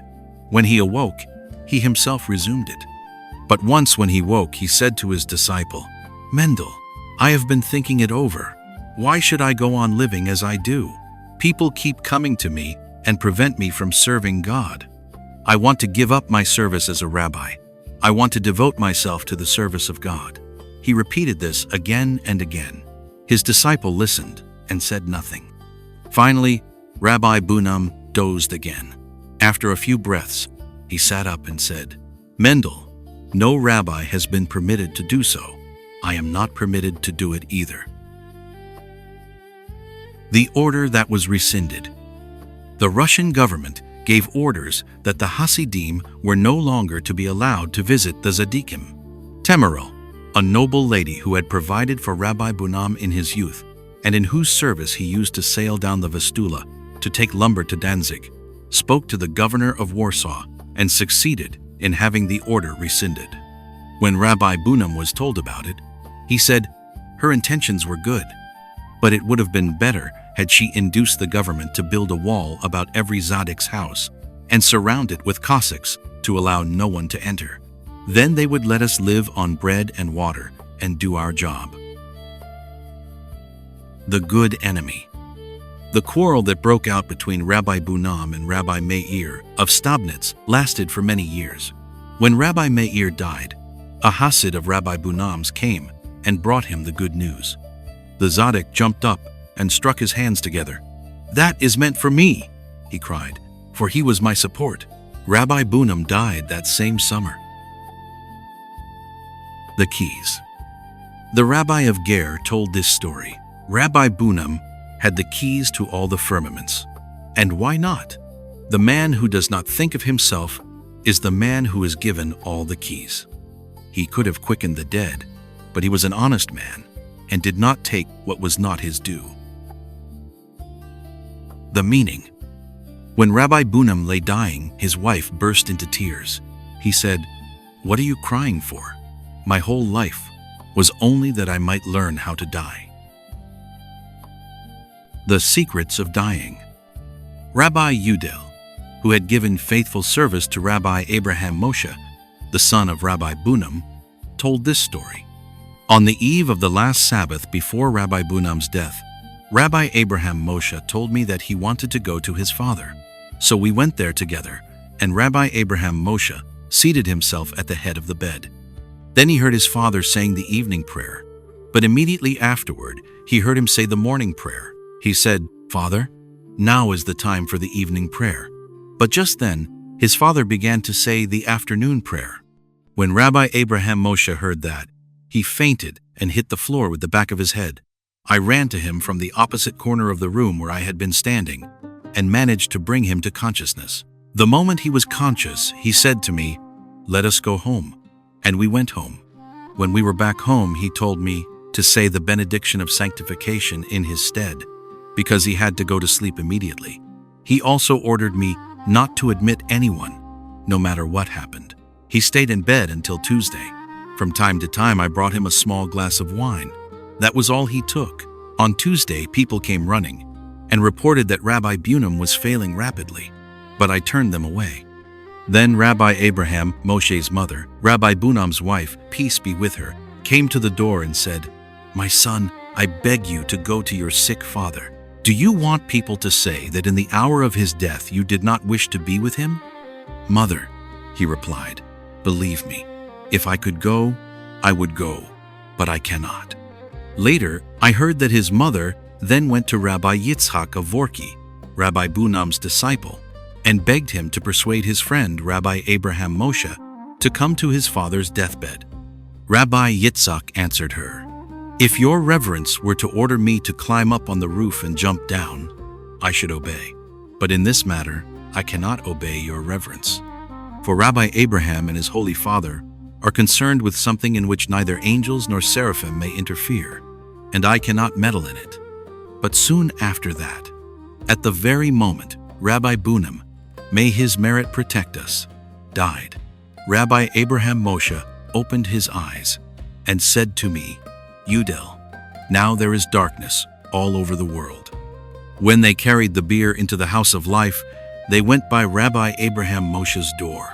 He came out and remained standing until they had passed. Then he went back in. Many years later, I was with Rabbi Menahem Mendel of Vorki for the Passover, on the last day of which his father, Rabbi Yitzhak of Vorki, died. And Rabbi Menahem Mendel ordered me not to let anyone come to him, no matter what happened. From now on, after Rabbi Bunam's death, his disciple Yitzhak of Vorki came to his master's son, Abraham Moshe, to speak words of comfort to him. The son lamented, "And who will teach me now?" "Take courage," said the disciple. "Up to now he has taught you in his coat. From now on, he will teach you without his coat on." The craving. On Hanukkah, when Rabbi Abraham Moshe was in the city of Biala with his mother, he said to her, "Mother, I have a craving to die." She answered, "I heard from your father that one has to learn to die." He answered, "I have learned it." Again she said, "I heard from your father that one has to learn for a very long time." "To learn it properly," he answered, "I have learned long enough," and lay down. He died on the 7th day of the feast. Later, his mother found out that before going on his journey, he had visited his favorite disciples and taken leave of them. Menahem Mendel of Kotzker. Two kinds of teaching. When Mendel was already the far-famed and much-hated rabbi of Kotzker, he once returned to the little town in which he was born. There he visited the teacher who had taught him his alphabet when he was a child and read the 5 books of Moses with him. But he did not go to see the teacher who had given him further instruction. And at a chance meeting, the man asked his former pupil whether he had any cause to be ashamed of his teacher. Mendel replied, "You taught me things that can be refuted. For, according to one interpretation, they can mean this, according to another, that. But my first teacher taught me true teachings, which cannot be refuted, and they have remained with me as such. That is why I owe him special reverence." How he became a Hasid. Rabbi Mendel said, "I became a Hasid because in the town where I lived, there was an old man who told stories about Tzadikim. He told what he knew, and I heard what I needed. This is my God." When Mendel was 15, he rode to the seer of Lublin without asking permission of his parents. Soon after, his father came to Lublin to fetch him back. "Why have you left the ways of your fathers?" he cried, "and attached yourself to the Hasidim?" In the song sung by the Red Sea, said Mendel, what we read first is, "This is my God and I will glorify him, and only then my Father's God and I will exalt him." From Lublin to Pzisha. When Mendel, together with one of his friends, left Lublin in disappointment and drove to Pzisha to study with the holy Yehudi, the seer's disciple, he fell sick on the way. His friend ran to the Yehudi and begged him to remember Mendel in his prayers. "Did you leave Lublin without asking the rabbi's permission?" asked the Yehudi. When he was told that was so, he went to the inn. "As soon as you are well," he said to Mendel, "you must take it upon yourself to return to Lublin and ask the rabbi's permission to leave." Mendel shook his head. "I have never regretted the truth," he said. The Yehudi looked at him long and searchingly. Finally he said, "If you are so sure of your own judgment, you will get well in any case." And so it was. But when Mendel had recovered and came to him, the Yehudi said, "It is written, it is good for a man to bear a yoke in his youth." At that the young man felt a readiness to serve, truly enter into every limb. Later on, the seer once asked the Yehudi if he had worthwhile young men about him. "Mendel," he replied, "wants to be worthwhile." Many years later, when Rabbi Mendel of Kotzk was old, he quoted this question and this answer. "At that time," he added, "I did not yet want to be worthwhile. But from the moment the holy Yehudi said it, I did and I do." After the Yehudi's death, Rabbi Mendel told this story to Rabbi Hanok, his disciple. When the holy Yehudi lay in bed ill, all the people recited psalms, but I stood by the stove and did not want to recite psalms. Then Rabbi Bunam came up to me and asked, "Why do you press heaven so hard?" But I did not understand what he wanted of me. After the Yehudi's death, he said to me, "It is over. The rabbi is no more. But he has left us the fear of God, and where the rabbi's word is, there he himself is." I said nothing. After that I looked elsewhere for the rabbi's word, but it was not there. And so I went to Rabbi Bunam. The offer. The story is also told that when his master had died, and Rabbi Mendel was greatly troubled as to who would now be his teacher, the Yehudi appeared to him in a dream and tried to comfort him, saying that he was willing to continue to teach him. "I do not want a teacher from the other world," answered Mendel. Disgust. Temerel, a lady who lived in Warsaw and was known for her charitable works, visited Rabbi Bunam in Bzisha and gave him a sum of money to be distributed among worthy poor young men in his house of study. The Tzaddik entrusted one of his pupils with this task. When he had just finished allotting the money, Rabbi Mendel arrived in a torn coat, with the cotton showing through the ragged lining. "What a pity," cried the youth who had distributed the funds. "I forgot about you, and now I have no more money." "Money," said Rabbi Mendel and spat. For weeks afterward, the youth could not see a coin without feeling his gorge rise within him. A conversation. Rabbi Bunam once said to Rabbi Mendel, his disciple, "If I am sentenced to hell, what shall I do?" Mendel was silent. After a while, Rabbi Bunam said, "This is what I'll do. Our sages say, if a disciple is banished, his teachers are banished together with him. Well then, I shall say, bring me my teachers, the seer of Lublin and the holy Yehudi." Then Mendel answered, "This cannot of course come up as far as you are concerned," he said, "but knowing it can be of great use to me." The secret burial. Rabbi Mendel was not present when his master Rabbi Bunam died, for just at that time his son was to be married. On his deathbed, Rabbi Bunam had bidden Mendel leave him and go to the wedding, and had refused to listen to his objections. After the wedding, Rabbi Mendel learned that his teacher had died and the burial had already taken place. He traveled to Bzisha, asked for the keys to the room in which his master died, and locked himself in it. After a long time, he came out and said to his assembled friends, "Only I and no one else was present at the rabbi's burial." Why the castle was built. Once, when Rabbi Mendel was in the neighborhood of Pilev, that is, Pulevi, he visited the castle of Prince Czartoryski. He went from room to room and finally to the garden, where he stayed for a long time. Just at that time, Rabbi Israel, the son of the seer of Lublin, happened to be taking a trip and was stopping over in Pilev. When he heard that Rabbi Mendel was at the castle of the Czartoryskis, he told this story. "I passed by here with my father, of blessed memory, when the castle was just being built. My father looked at it and said, 'For whom are they building this castle?' 'For the Tzaddik, who will someday stay there. Since that Tzaddik is now in the castle, it is only right that I go there so that I may see him."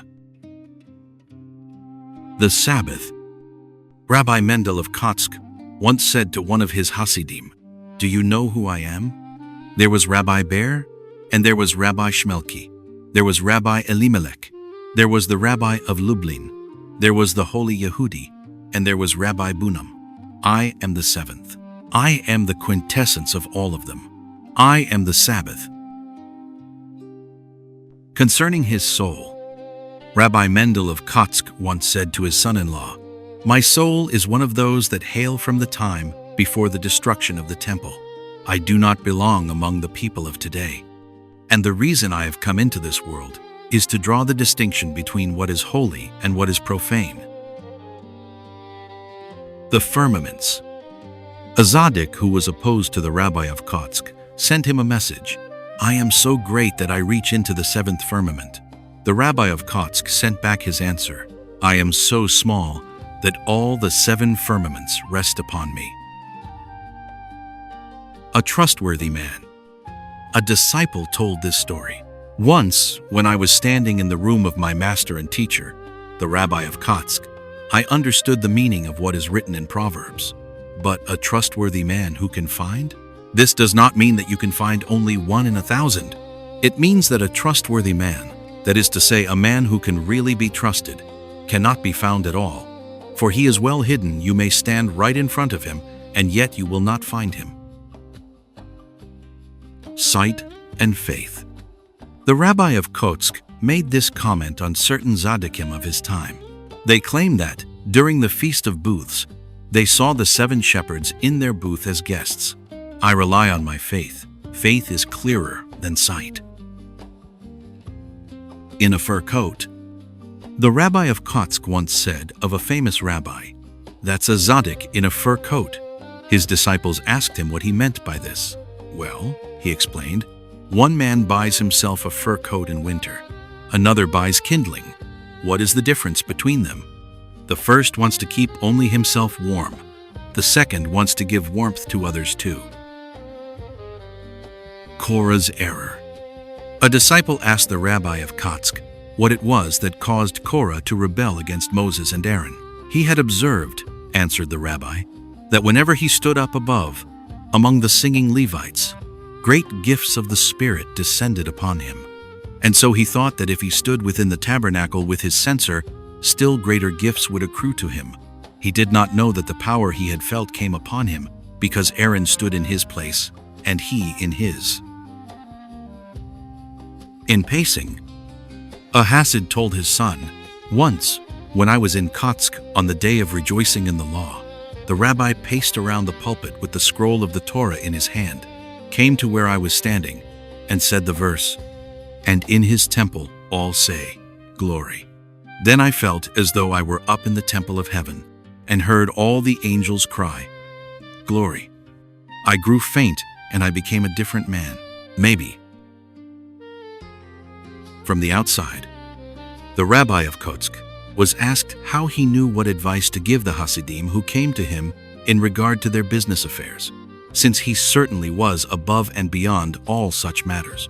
He replied, "From where can you get the best all-round view of everything? It is written." When Rabbi Yitzhak Meir, later the rabbi of Ger, was in Kotzk for the first time, he soon noticed that the Tzaddik's house was neither well-run nor supervised, for something or other was always being stolen. Once he heard Favel the servant reproach the rabbi's wife. "Why shouldn't there be stealing if things aren't locked up, but just lie around for the taking?" At that, the Tzaddik's voice rang out from his room, "Favel, it is written, 'Thou shalt not steal.'" When Rabbi Yitzhak Meir heard this, he was instantly overwhelmed with the feeling that it was altogether impossible for anyone to steal anything. After waking. One morning after prayer, the rabbi of Kotzk said, "When I woke up today, it seemed to me that I was not alive. I opened my eyes, looked at my hands, and saw that I could use them. So I washed them. Then I looked at my feet and saw that I could walk with them. So I took a few steps. Now I said the blessing. Blessed art thou who quickenest the dead, and knew that I was alive." The Lord of the Castle.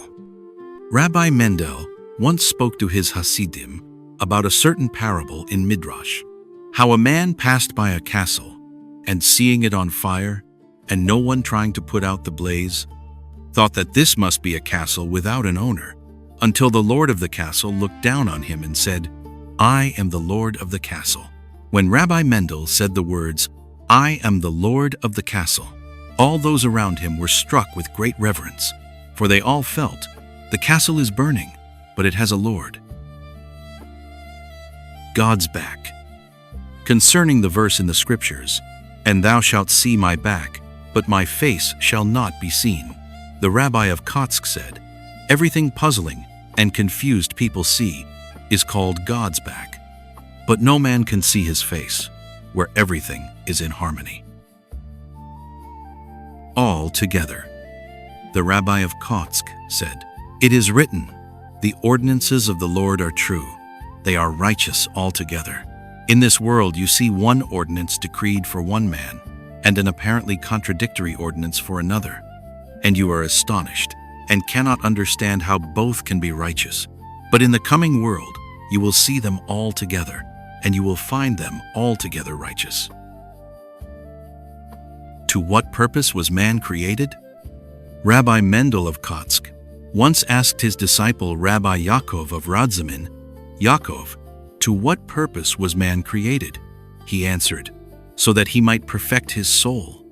"Yaakov," said the Tzaddik, "is that what we learned from our teacher, Rabbi Bunam?" "No, indeed, man was created so that he might lift up the heavens." The ladder. Rabbi Mendel of Kotzk said to his disciples, "The souls descended from the realms of heaven to earth on a ladder. Then it was taken away. Now up there they are calling the souls home.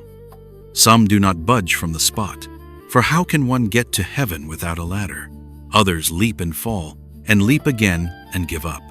But there are those who know very well that they cannot make it, but try and try, over and over again, until God catches hold of them and pulls them up." End quote. Man's advantage. This is what Rabbi Mendel said about the words in the scriptures. This is the law of the burnt offering. Why does God demand sacrifice of man and not of the angels? That of the angels would be purer than that of man could ever be. But what God desires is not the deed but the preparation. The holy angels cannot prepare themselves. They can only do the deed. Preparation is the task of man who is caught in the thicket of tremendous obstacles and must free himself. This is the advantage of the works of man. Immersion. This is what the Rabbi of Kotzk said concerning Rabbi Akiba's saying that God is the waters of immersion of Israel.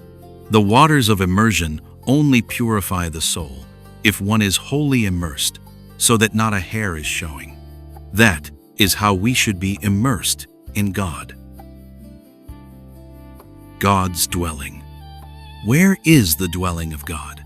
This was the question with which the Rabbi of Kotzk surprised a number of learned men who happened to be visiting him. They laughed at him. What a thing to ask! Is not the whole world full of his glory? Then he answered his own question. God dwells wherever man lets him in. Fathers and sons. A man came to the Rabbi of Kotzk and complained of his sons who refused to support him, though he was old and no longer able to earn his own livelihood. "I was always ready to do anything at all for them," he said, "and now they won't have anything to do with me." Silently, the rabbi raised his eyes to heaven. "That's how it is," he said softly. "The father shares in the sorrow of his sons, but the sons do not share in the sorrow of their father." End. The vessel. A disciple of Rabbi Mendel told this story in his old age, shortly before he died. "I shall tell you the first saying I heard from the rabbi. I heard many after that, but with this first he kindled my heart forever. It was on a Sabbath eve after the benediction of sanctification.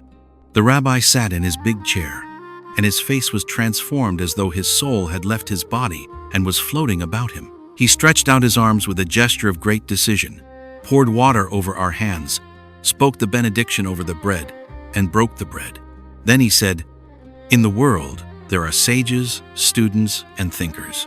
They all think of and study the mystery of God. But what can they find out about it? No more than they can grasp from their rung of reason. But the holy children of Israel have a vessel. It is to do God's will, and with this vessel they can hold more than is accorded their rung.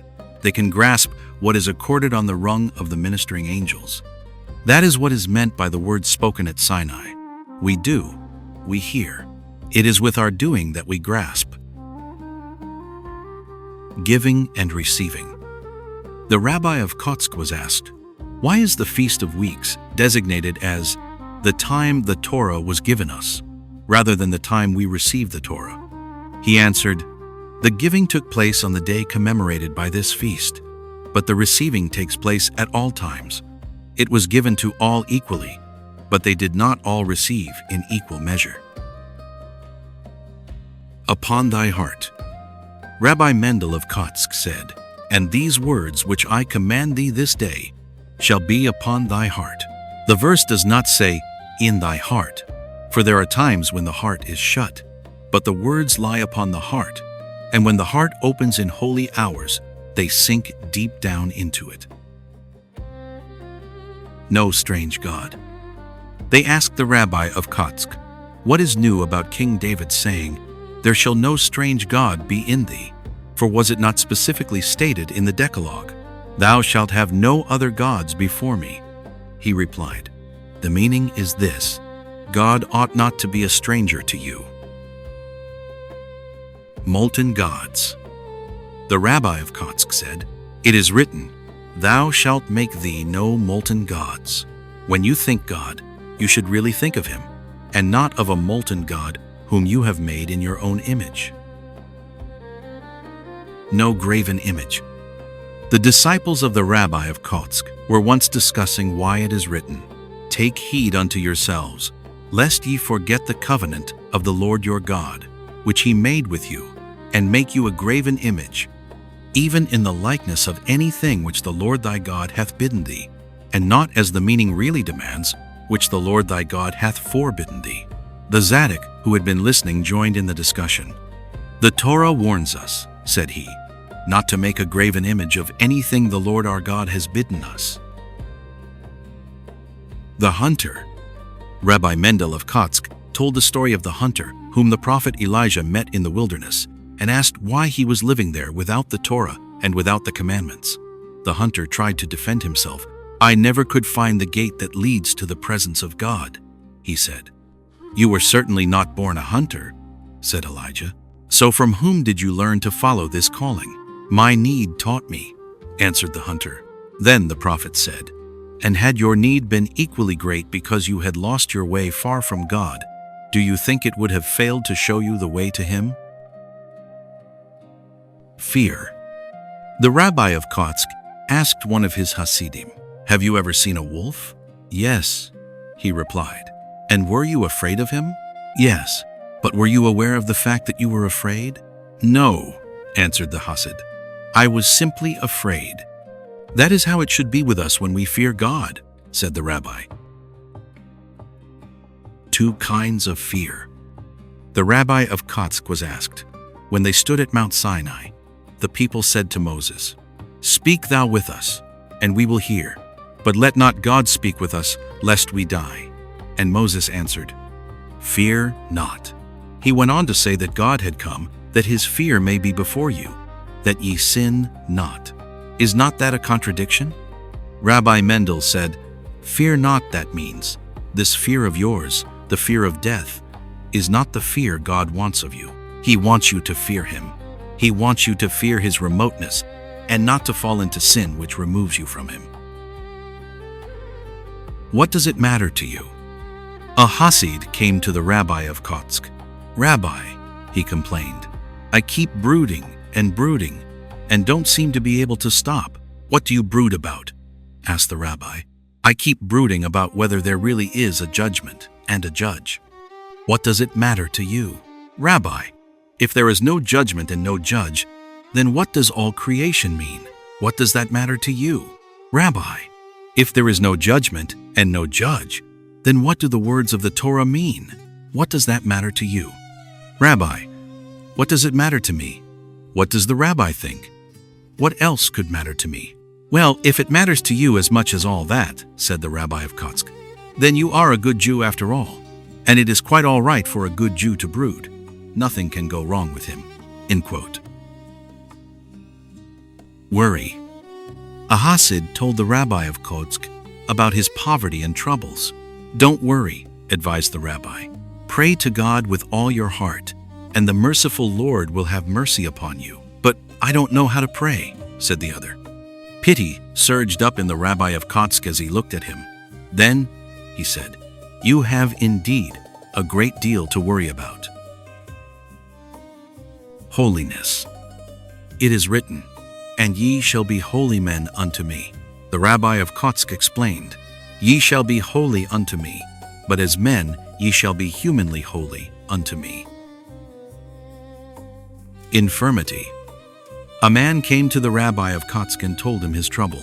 People call me a bigot, he said. What kind of an infirmity are they ascribing to me? Why a bigot?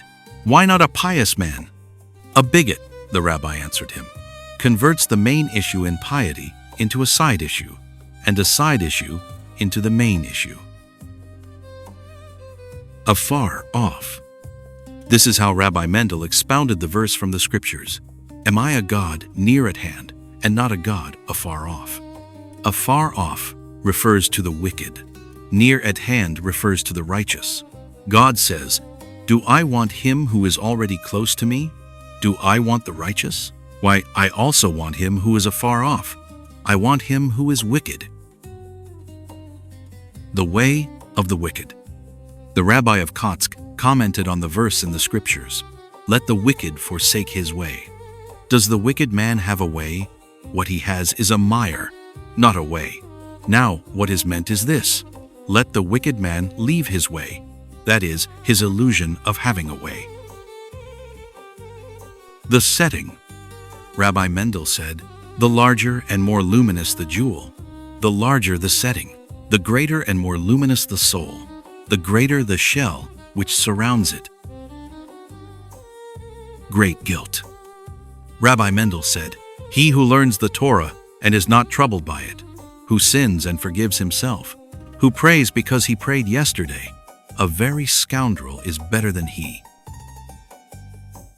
The week and the Sabbath. Once the rabbi of Kotzker said to Rabbi Yitzhak Meir of Ger, I don't know what they want of me. All week everyone does as he pleases. But come Sabbath he puts on his black gown and girds himself with his black belt, and sets the black fur hat on his head, and there he is, hand in glove with the bride of the Sabbath. What I say is, as a man does the week, so let him do on the Sabbath. Earnestness.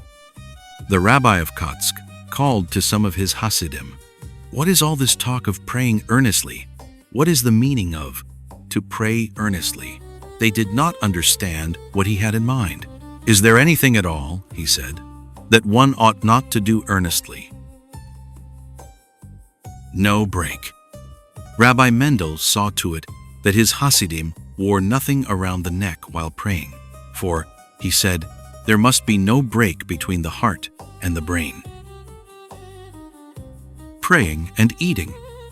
Rabbi Mendel was asked, it is written, ye shall serve the Lord your God, and he will bless thy bread. Why is ye written first, and later thee?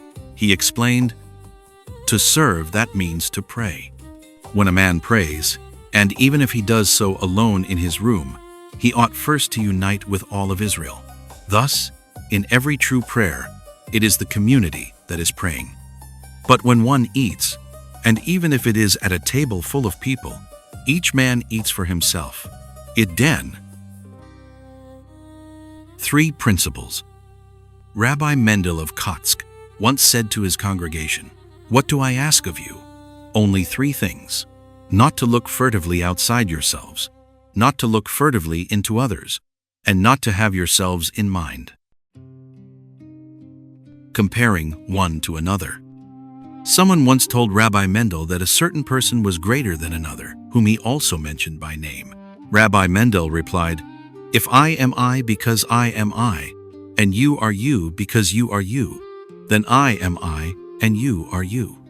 But if I am I because you are you, and you are you because I am I, then I am not I and you are not you. Idol worship.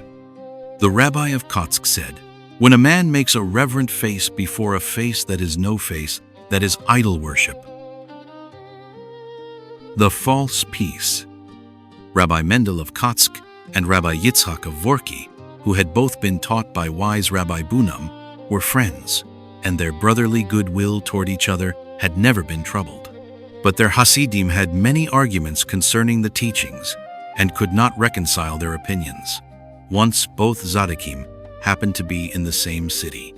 When they had greeted each other, Rabbi Yitzhak said, "I have news for you. Our disciples have made peace with one another." But at that the Rabbi of Kotzk grew angry. His eyes flashed, and he cried, "So the power of deception has gained in strength, and Satan is about to blot out the truth from the world." "What's that you say?"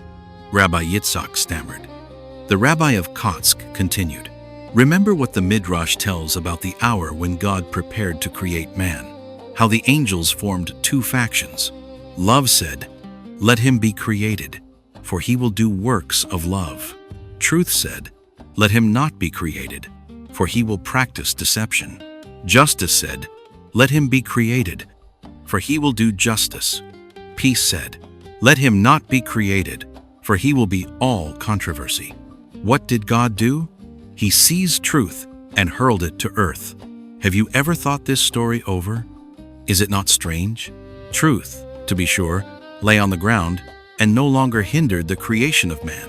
But what did God do with peace? And what answer did he give peace?" The Rabbi of Vorki was silent.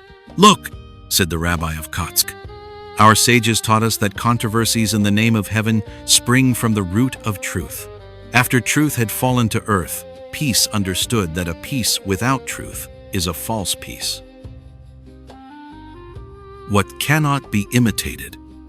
The Rabbi of Kotzk said, "Everything in the world can be imitated except truth. For truth that is imitated is no longer truth." To increase knowledge. This is what the Rabbi of Kotzk said about the words of Solomon. "He that increaseth knowledge increaseth sorrow." A man should increase his knowledge, even though by so doing he will inevitably increase his sorrow. The sons. A man came to the Rabbi of Kotzk and asked how he could make his sons devote themselves to the Torah. The Rabbi answered, "If you really want them to do this, then you yourself must spend time over the Torah, and they will do as you do. Otherwise, they will not devote themselves to the Torah, but will tell their sons to do it, and so it will go on. For it is written, 'Only take heed to thyself, lest thou forget the things which thine eyes saw. Make them known unto thy children and thy children's children.' If you yourself forget the Torah, your sons will also forget it, only urging their sons to know it. And they too will forget the Torah and tell their sons that they should know it, and no one will ever know the Torah." High prices. Once, when prices in the region of Kotzk were very high, the Hasidim who had come for over the Sabbath wanted to start home on the following day, but the Rabbi kept putting off their departure. His wife was at the stove when he came up to her, his pipe in his mouth. "Mendel," she said, "why detain the Hasidim?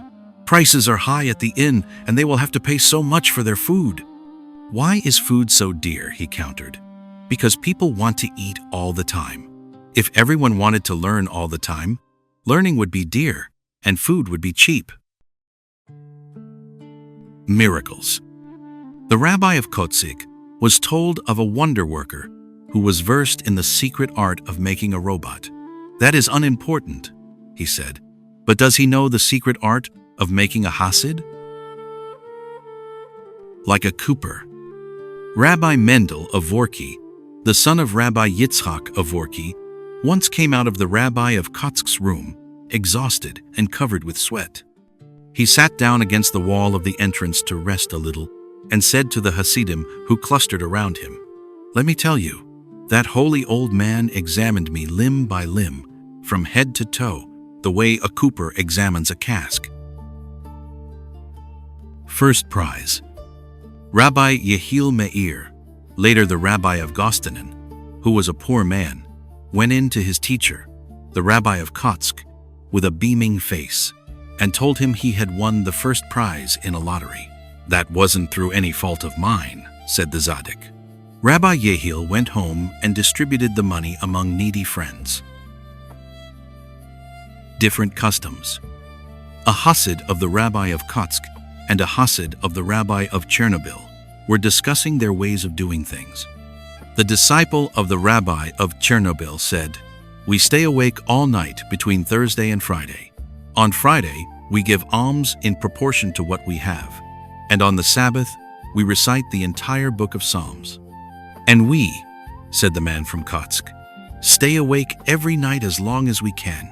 We give alms whenever we run across a poor man and happen to have money in our pockets.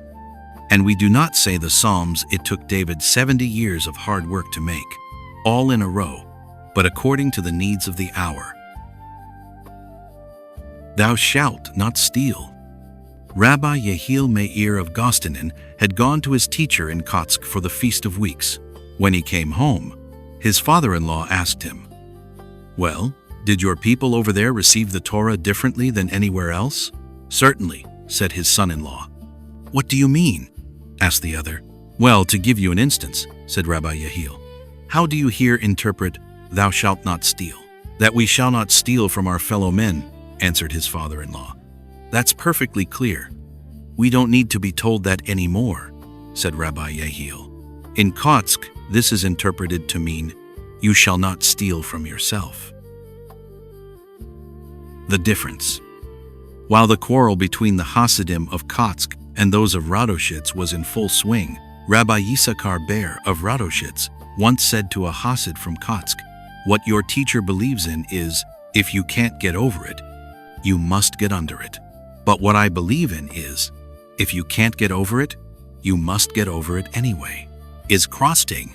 Rabbi Yitzhak Meir of Ger, the disciple and friend of the Rabbi of Kotzk, formulated the difference in another way when a Hasid of the Rabbi of Radoshitz visited him after his master's death.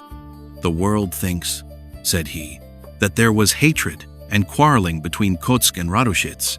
That is a grave mistake. There was only one difference of opinion. In Kotzk, they aimed to bring the heart of the Jews closer to their Father in heaven. In Radoshitz, they aimed to bring our Father in heaven closer to the heart of the Jews." Between Kotzk and Izbika. Sometime after Rabbi Mordecai, Joseph of Izbika had broken away from Kotzk and founded a congregation of his own. A Hasid, who had followed him to Izbika, visited Kotzk and went to the rabbi. Rabbi Mendel looked up, gazed at him fixedly, and said loudly, "Who is this?" as though he had never seen him before. When the Hasid asked him in great distress, "Rabbi, don't you know me?" he said, "That can't possibly be you, for the sages say, 'And let the fear of thy master be like the fear of heaven.' Can there be two heavens?" Speak unto the children of Israel. When a disciple of the Rabbi of Lizhensk visited the Rabbi of Kotzk, his host said to him, "Give my greetings to your teacher. I love him very much. But why does he cry to God to send the Messiah? Why does he not rather cry to Israel to turn to God? It is written, 'Wherefore criest thou unto me? Speak unto the children of Israel.'" The three pillars. Rabbi Mendel said, 3 pillars support the world: Torah, service, and good deeds. And as the world approaches its end, the 2 first will shrink, and only good deeds will grow. And then what is written will become truth. Zion shall be redeemed with justice. The hour. The Rabbi of Kotzk said, "Generation after generation has toiled to bring the Messiah, each generation in its own way, and they have not succeeded. One cannot bring the Messiah. Someday, when the Jews are all busy with caring for their daily bread, and bewildered in spirit, he will come." Those who cannot pray. On the eve of the Day of Atonement, the Rabbi of Kotzk said to one of his Hasidim, "Hirsch, you shall pray for the Jews who cannot pray, for the Jews in fields and woods, for those who are here, and for those who are not here, and not only for the living, but also for the dead. For I tell you, the walls are swarming with souls." The sanctuary of love. The rabbi of Kotzker was asked, "Once there was so much love among the Hasidim. Why is this not so in our time?" He replied, "In heaven, there is a sanctuary of love. The rabbi of Berdichev opened it for mankind, and that is how the Hasidim came to love one another so much. But the wicked managed to get in too, and took out love for their trivial loves. Then the Tzaddik locked up the sanctuary again." The corner. It is written, "He setteth an end to darkness." Whenever he read these words, the rabbi of Kotzker said, "One little corner. God left one little corner in darkness so that we may hide in it." Why write a book? Rabbi Mendel's Hasidim asked him why he did not write a book. For a while he was silent. Then he answered, "Well, let's say I have written a book. Now who is going to buy it? Our own people will buy it. But when do our people get to read a book, since all through the week they are absorbed in earning their livelihood? They will get to read it on a Sabbath. And when will they get to it on a Sabbath? First they have to take the ritual bath. Then they must learn and pray. And then comes the Sabbath meal. But after the Sabbath meal is over, they have time to read. Well, suppose one of them stretches out on the sofa, takes the book, and opens it. But he is full, and he feels drowsy, so he falls asleep, and the book slips to the floor. Now tell me, why should I write a book? The Sacred Goat. Rabbi Yitzhak of Vorki was one of the very few who were admitted to Rabbi Mendel during the period when he kept away from the world. Once he visited Kotzker after a long absence, knocked, entered Rabbi Mendel's room, and said in greeting, "Peace be with you, Rabbi." "Why do you say Rabbi to me?" grumbled the rabbi of Kotzker. "I am no rabbi. Don't you recognize me? I'm the goat. I'm the sacred goat. Don't you remember the story? An old Jew once lost his snuff box made of horn on his way to the house of study. He wailed, just as if the dreadful exile weren't enough. "This must happen to me. Oh me, oh my. I've lost my snuff box made of horn." And then he came upon the sacred goat. The sacred goat was pacing the earth, and the tips of his black horns touched the stars. When he heard the old Jew lamenting, he leaned down to him and said, "Cut a piece from my horns, whatever you need to make a new snuff box." The old Jew did this, made a new snuff box, and filled it with tobacco. Then he went to the house of study and offered everyone a pinch. They snuffed and snuffed, and everyone who snuffed it cried, "Oh, what wonderful tobacco! It must be because of the box. Oh, what a wonderful box! Wherever did you get it?" So the old man told them about the good sacred goat, and then one after the other they went out on the street and looked for the sacred goat. The sacred goat was pacing the earth, and the tips of his black horns touched the stars. One after another they went up to him and begged permission to cut off a bit of his horns. Time after time the sacred goat leaned down to grant the request. Box after box was made and filled with tobacco. The fame of the boxes spread far and wide. At every step he took, the sacred goat met someone who asked for a piece of his horns. Now the sacred goat still paces the earth, but he has no horns. No glasses. As he grew older, the rabbi of Kotzker suffered pain in his eyes. He was advised to wear glasses for reading, but he refused. "I do not want to get a wall between my eyes and the Holy Torah." Into the woods.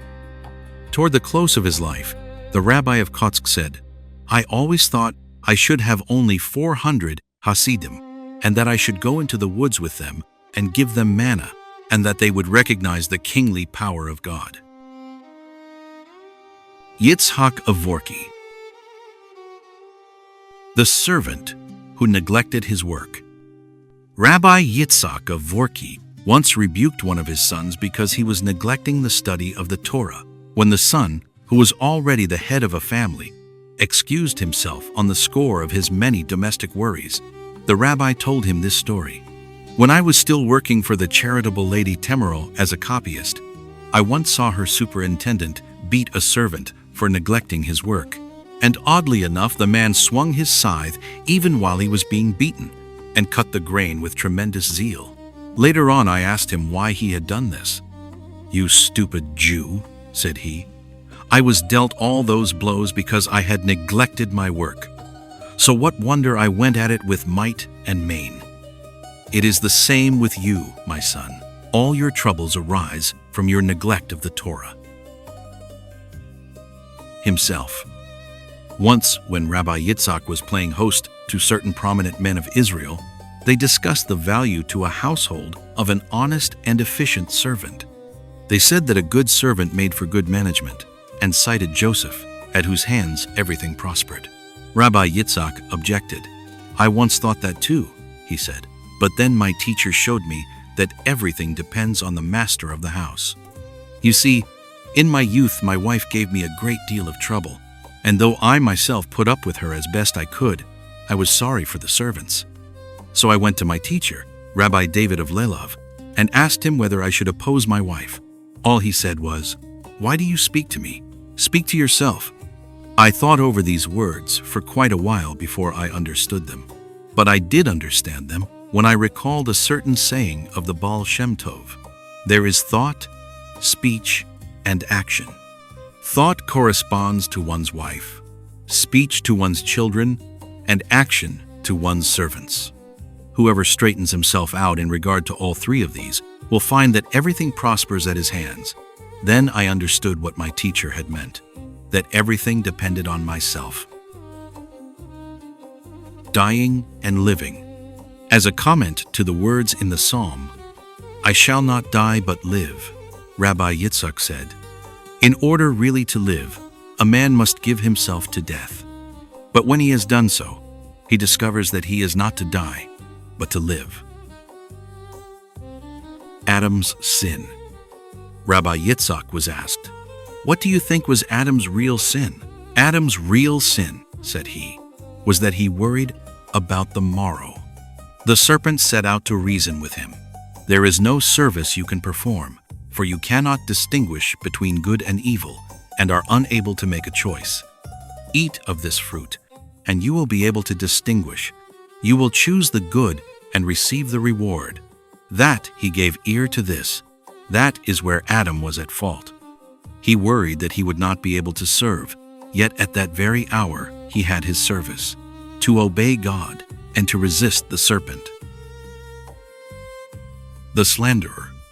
A certain man tried to make Rabbi Yitzhak of Vorki's Hasidim rebel against their master by slandering him in every possible way. An uproar ensued. The Tzaddik was told of the matter. He summoned the man and received him without witnesses. "Fool," he said to him, "why do you tell untruths and lay yourself open to being called a liar? Let me tell you everything bad about myself. Then when you leave here and proclaim that to the world, no argument advanced against you will hold water." The offering. On the Sabbath, on which the weekly portion from the Torah dealing with the offering is read, Rabbi Yitzhak happened to be visiting the rabbi of Kotzker, who at that time had just begun to live in great seclusion and received only close friends, like the rabbi of Vorki. "Why?" asked Rabbi Yitzhak. "Have you gone to such extremes in withdrawing from men?" Rabbi Mendel replied, "The answer is in the weekly portion we read today, that they take for me an offering, and that is explained as meaning, for me, that is, for my name. When a Jew wishes to take the right way, God's way, then he has no alternative but to make an offering. He must offer up all companionship, not only that of evil men, but also that of good men. For a little further on we read, of every man whose heart maketh him willing."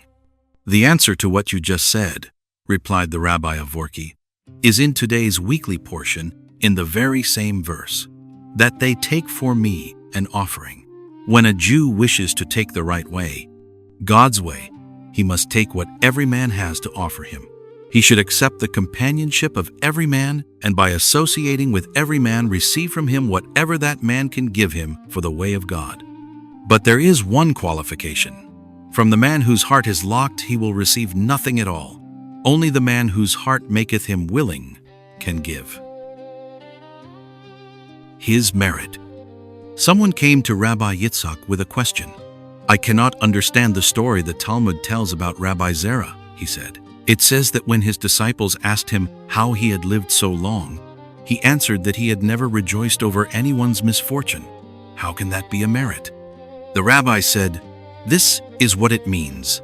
I could not rejoice in the good fortune life offered me when I heard of someone else's misfortune." The alphabet? Rabbi Yitzhak was asked, why on the Day of Atonement is the confession of sins arranged in alphabetical order? He replied, "If it were otherwise, we should not know when to stop beating our breasts, for there is no end to sin, and no end to the awareness of sin, but there is an end to the alphabet." The heavenly voice. They asked Rabbi Yitzhak how the following saying of our sages should be interpreted: "You shall do all your host tells you, all save going away. For it seems we certainly ought to obey our host when he bids us go." The rabbi replied, "Those who believe that the word host here refers to God are right. We should obey him in all things, save when he bids us to go from him. For we know that he that is banished is not banished from him. The truth of the matter is that he who has done much evil must travel a most stormy road in order to turn to God. Heaven announces that his turning is no longer desired and would not be accepted. But if he does not allow this to discourage him, if just then his will breaks through and nevertheless turns to God, then he will be healed." They say that the arch-heretic Elisha ben Abiah, who was called Aher, or the Other, heard a voice calling down from heaven, "Return, O backsliding children, all except Aher." Then he broke the last bonds which held him to the Torah and the congregation, and renounced the truth. Should he have refused to believe the voice which addressed itself to him, and therefore wanted something of him? That would have been of no avail. Yet grace hangs on a hair. If he had turned, his turning would have been accepted.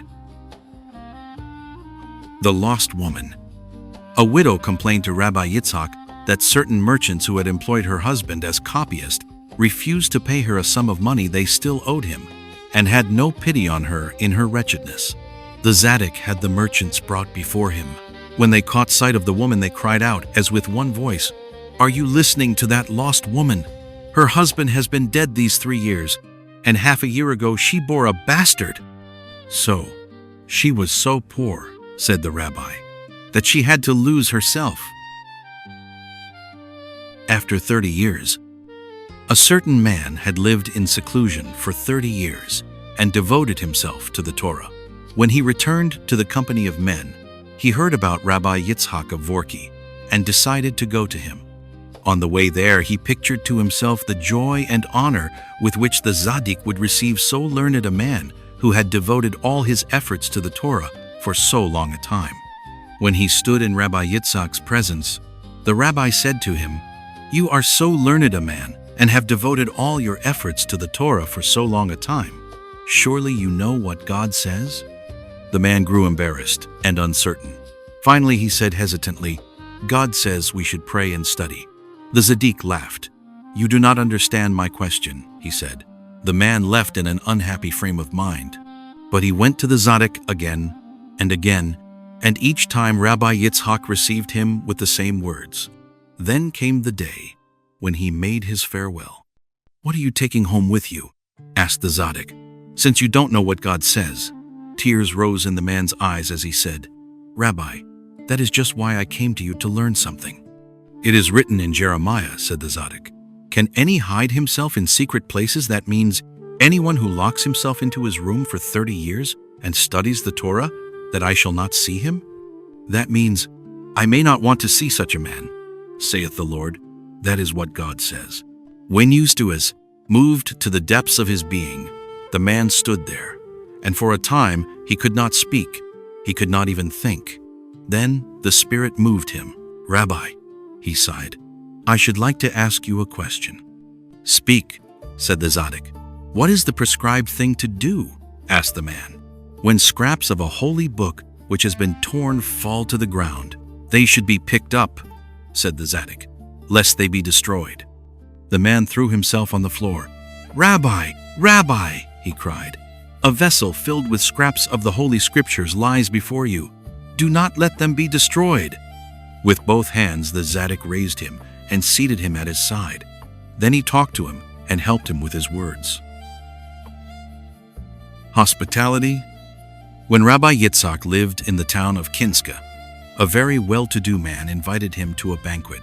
When the Tzaddik came to the house, he saw that the forecourt was lit with large lanterns and the steps covered with rugs. Then he refused to proceed unless his host had the lanterns put out and the rugs removed, or promised to receive even the most unimportant guest with like magnificence from that time on. "We are bidden to be hospitable," the Tzaddik said. "And just as we must not differentiate between one ram's horn and another when it comes to blowing the ram's horn, so in his capacity of guest, one man is just like another." His host begged him to retract the demand, but in vain. In the end, he had to yield, and since he was unable to give the required promise, he had the house restored to its everyday appearance. Commandment and money. Rabbi Yitzhak once praised an innkeeper who was eager to satisfy every wish of his guests. "How anxious this man is to fulfill the commandment to be hospitable," he said. "But he takes pay for it," someone remarked.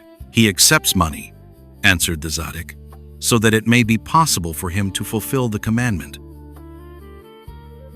The Tzadikim that build. Rabbi Yitzhak was asked, "How are we to understand the saying, 'Every Tzaddik in whose days the temple is not built is no Tzaddik at all'?" That would mean that all the Tzadikim who have lived since the destruction of the temple were not Tzadikim. He explained, "The Tzadikim are always building at the upper sanctuary. The Tzaddik who does not do his share in the building is no Tzaddik at all."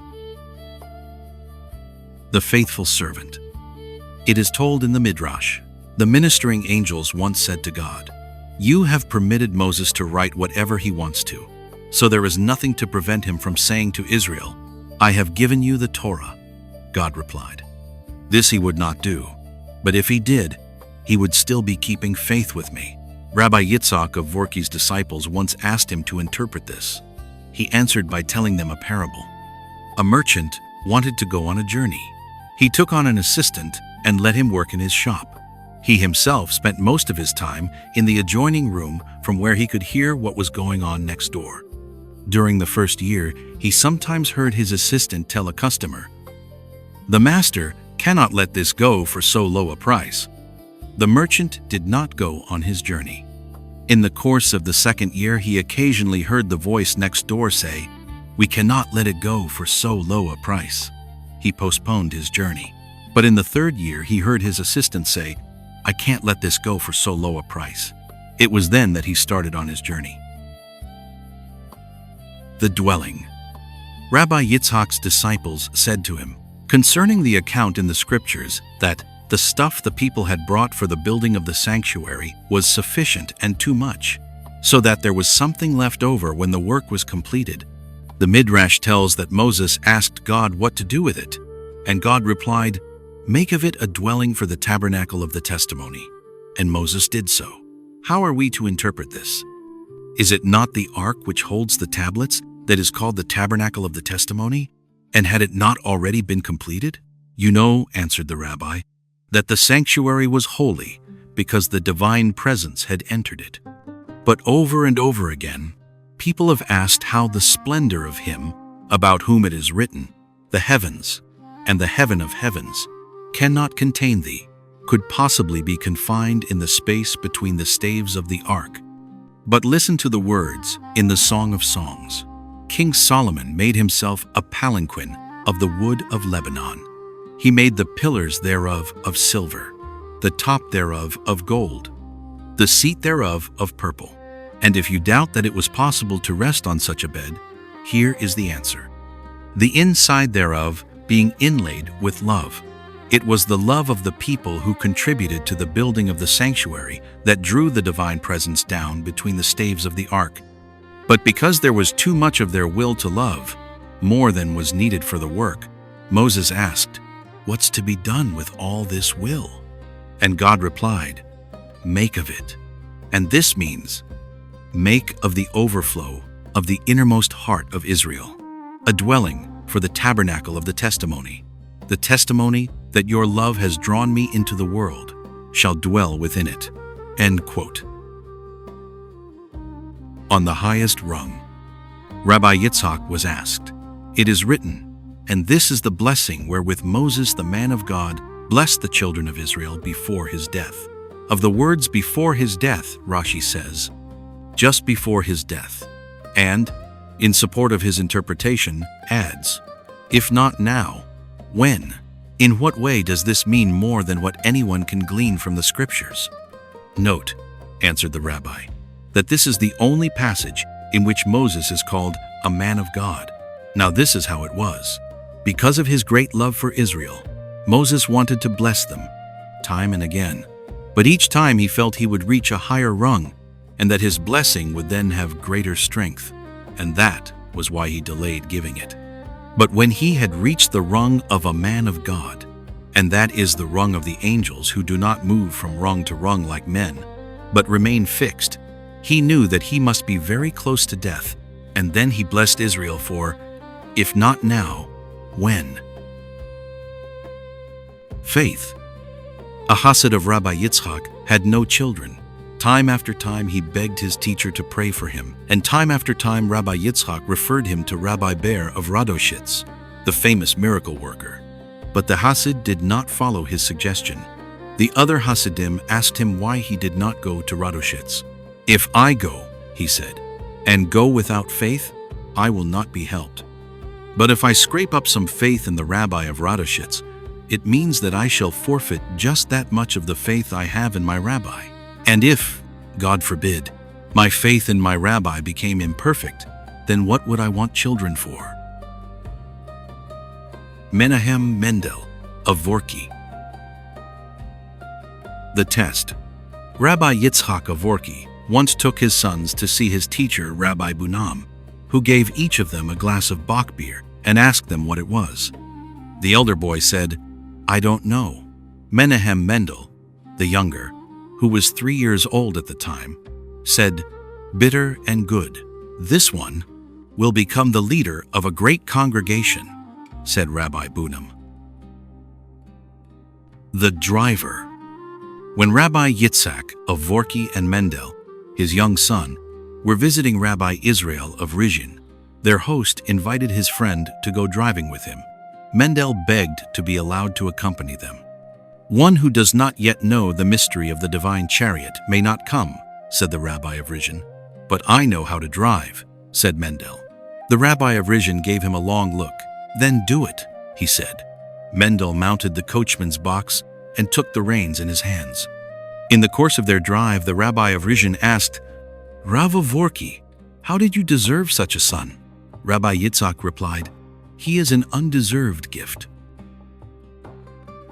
The gang in the wine cellar. The group of contemporaries with whom young Mendel gadded about consisted of youths on a high rung, but like himself, all of them were well versed in hiding their true character. Rabbi Berish, later the Rabbi of Biala, who was at the time a disciple of the Rabbi of Vorki and known as a learned man, could not get over his surprise at not seeing them engage in study. Once on the first night of the Feast of Weeks, when everyone had left the table and day was already breaking, he noticed the group with Mendel in the van going down into the cellar. He stole after them, hid, and saw them put on their prayer shawls, rattle off the morning prayer, and then sit down together and drink. This displeased Rabbi Berish mightily, but then he noticed that the moment all of them had finished the second glass, Mendel spoke to them in a low tone. He could not catch the words from his hiding place, and instantly they all bowed their heads over the table and wept. It looked to Rabbi Berish as though all the small glasses filled up with their tears. Later he asked them to accept him as a member of their group, but a period of waiting was imposed on him. One thing is needful. At Rabbi Mendel's wedding, the Badhan, in the midst of his half-jesting, half-serious harangues, uttered this sing-song: "Pray and learn and serve your God." Rabbi Mendel took up the very same tune: "Don't pray and don't learn and don't anger your God." Swift obedience. When Rabbi Yitzhak of Vorki was in Warsaw on an errand concerning his congregation, he became ill, and his elder son, Rabbi David of Amshinov, implored him to go home. After holding out for a considerable time, his father at last consented. Rabbi David summoned the coachman and told him to harness the horses. In the meantime, Rabbi Mendel, the younger son, who had not been present during the discussion, arrived and heard from the coachman that his father was preparing to drive back to Vorki. "You can go home," said Mendel. "The rabbi is not leaving." When Rabbi David learned of the incident, he complained to his father. "What do you want of him?" said the rabbi of Vorki. "He obeys even before I give him an order." You have done too little. When Rabbi Yitzhak of Vorki was seriously ill, his elder son fasted and recited psalms. But Rabbi Mendel, the younger, went about with a group of Hasidim of his own age, who had been devoted to him from boyhood on, and called themselves his bodyguard. They toasted each other's health in schnapps. But there were times when he walked in the woods unaccompanied. When Rabbi Yitzhak recovered, a banquet was prepared to celebrate the event. Mendel said to his brother, "You have done too little to rejoice in good earnest. You did nothing but fast and pray." The voice. After Rabbi Yitzhak's death, many Hasidim came to Vorki for the Feast of Weeks. Among them was Rabbi Benjamin of Lublin, who had been a disciple of the seer, but had gone over to the much-maligned Yehudi, the seer's disciple, while his first teacher was still alive.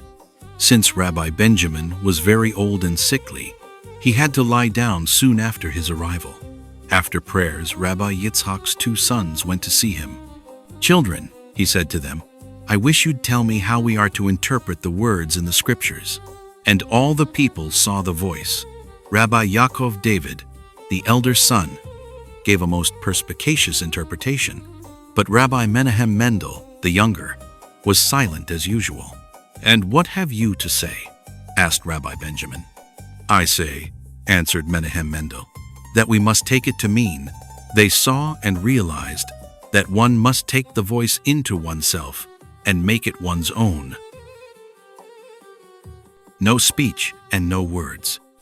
Some time after Rabbi Yitzhak's death, when each of his sons already had his own congregation, they once met in a town far from the home of either, and a banquet was held in their honor. Rabbi David delivered a lengthy sermon, but Rabbi Mendel said nothing. "Why don't you also say Torah?" asked his brother. "Concerning the heavens we read in the Psalms," Mendel replied. "There is no speech, there are no words, neither is their voice heard. Their line is gone out through all the earth." But on another occasion, when a great Tzaddik asked him why he did not say Torah, he replied, "The Talmud says that Simeon of Emmaus interpreted all the passages in the scriptures in which the word et, which indicates the accusative, is used. But when he came to the verse where this word introduces the command, 'Thou shalt fear the Lord thy God,' he refrained from interpretation." A night of silence. Once Rabbi Menahem Mendel spent an entire night in the company of his Hasidim. No one spoke, but all were filled with great reverence and experienced great elation. Finally the rabbi said, "Well for the Jew who knows that the meaning of one is one." Speech in silence. Rabbi Mendel's Hasidim once sat at his table in silence. The silence was so profound that one could hear the fly on the wall. After grace, the rabbi of Biala said to his neighbor, "What a table we had today! I was probed so deeply that I thought my veins would burst, but I managed to hold out and answer every question I was asked." The way of silence. The first time Rabbi Mendel, the son of the Tzaddik of Vorki, met Rabbi Eliezer, the grandson of the Maggid of Koznitz, the two retired to a room. They seated themselves opposite each other and sat in silence for a whole hour. Then they admitted the others. "Now we are ready," said Rabbi Mendel. When Mendel was in Kotzk, the rabbi of that town asked him, "Where did you learn the art of silence?" He was on the verge of answering the question, but then he changed his mind and practiced his art. Soundless cry and soundless weeping. Rabbi Mendel once commented on the verse in the scriptures, "For God hath heard the voice of the lad." He explained it in this way: Nothing in the preceding verses indicates that Ishmael cried out. No, it was a soundless cry, and God heard it. On another occasion, he discussed the verse in the scriptures, which tells about Pharaoh's daughter in these words, "And she opened it, and saw a boy that wept." What we should expect to be told, said he, is that she heard the child Moses weeping, but the child was weeping inside himself. That is why later on we find the words, "And she said, 'This is one of the Hebrews' children.'" It was the Jewish kind of weeping. Basic attitudes. Rabbi Menahem Mendel of Vorki was asked, "What constitutes a true Jew?" He said, "Three things are fitting for us: upright kneeling, silent screaming, motionless dance." The honest sleep. It was the day before the new year, and people from all over had come to Vorki and gathered in the house of study. Some were seated at the tables studying. Others, who had not been able to find a place for the night, were lying on the floor with their heads on their knapsacks, for many of them had come on foot. Just then Rabbi Mendel entered, but the noise those at the tables made was so great that no one noticed him. First he looked at those who were studying, and then at those lying on the floor. "The way these folks sleep," he said, "pleases me more than the way those others are studying." A beautiful death. Soon after the death of a Tzaddik, who was a friend of the rabbi of Vorki, one of his Hasidim, who had been present at the death, came to Rabbi Mendel and told him about it. "How was it?" asked Rabbi Mendel. "Very beautiful," said the Hasid. "It was as though he went from one room into the next." "From one room into the next?" said Rabbi Mendel. "No, from one corner of the room into another corner." Yitzhak Meir of Ger. Where does God live? When Rabbi Yitzhak Meir was a little boy, his mother once took him to see the Maggid of Koznitz. There, someone said to him, "Yitzhak Meir, I'll give you a gulden if you tell me where God lives." He replied, "And I'll give you 2 gulden if you tell me where he doesn't." In praise of grammar. The rabbi of Ger told this story. "As a child, I did not want to study grammar, for I thought it was just a subject like many others. But later I devoted myself to it because I realized that the secrets of the Torah depend upon it." The malcontent. When Rabbi Yitzhak Meir was quite young, he became a disciple of Rabbi Moshe of Koznitz, the son of the Maggid of Koznitz.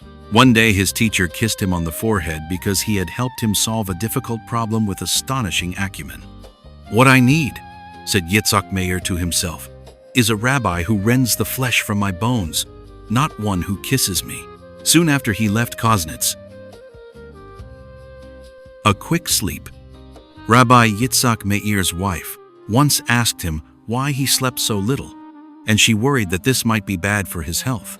He laughed and answered, "Why did your father choose me as a husband for you?" "Because I was a gifted student." And what does it mean to be a gifted student? It means that one person learns in 2 hours what it takes, another a whole day to learn. Well, I sleep as much in 2 hours as another sleeps a whole night. Like the ox. A Hasid complained to the rabbi of Ger, "I have worked and toiled, and yet I have not the satisfaction of a master craftsman who, after 20 years of effort, finds some result of his labors in his work. Either it is better than it was at first, or he can do it more quickly. I see nothing at all. Just as I prayed 20 years ago, so I pray today." The Tzaddik answered, "It is taught in Elijah's name, man should take the Torah upon himself, as the ox takes the yoke and the ass his burden. You see, the ox leaves his stall in the morning, goes to the field, plows, and is led home.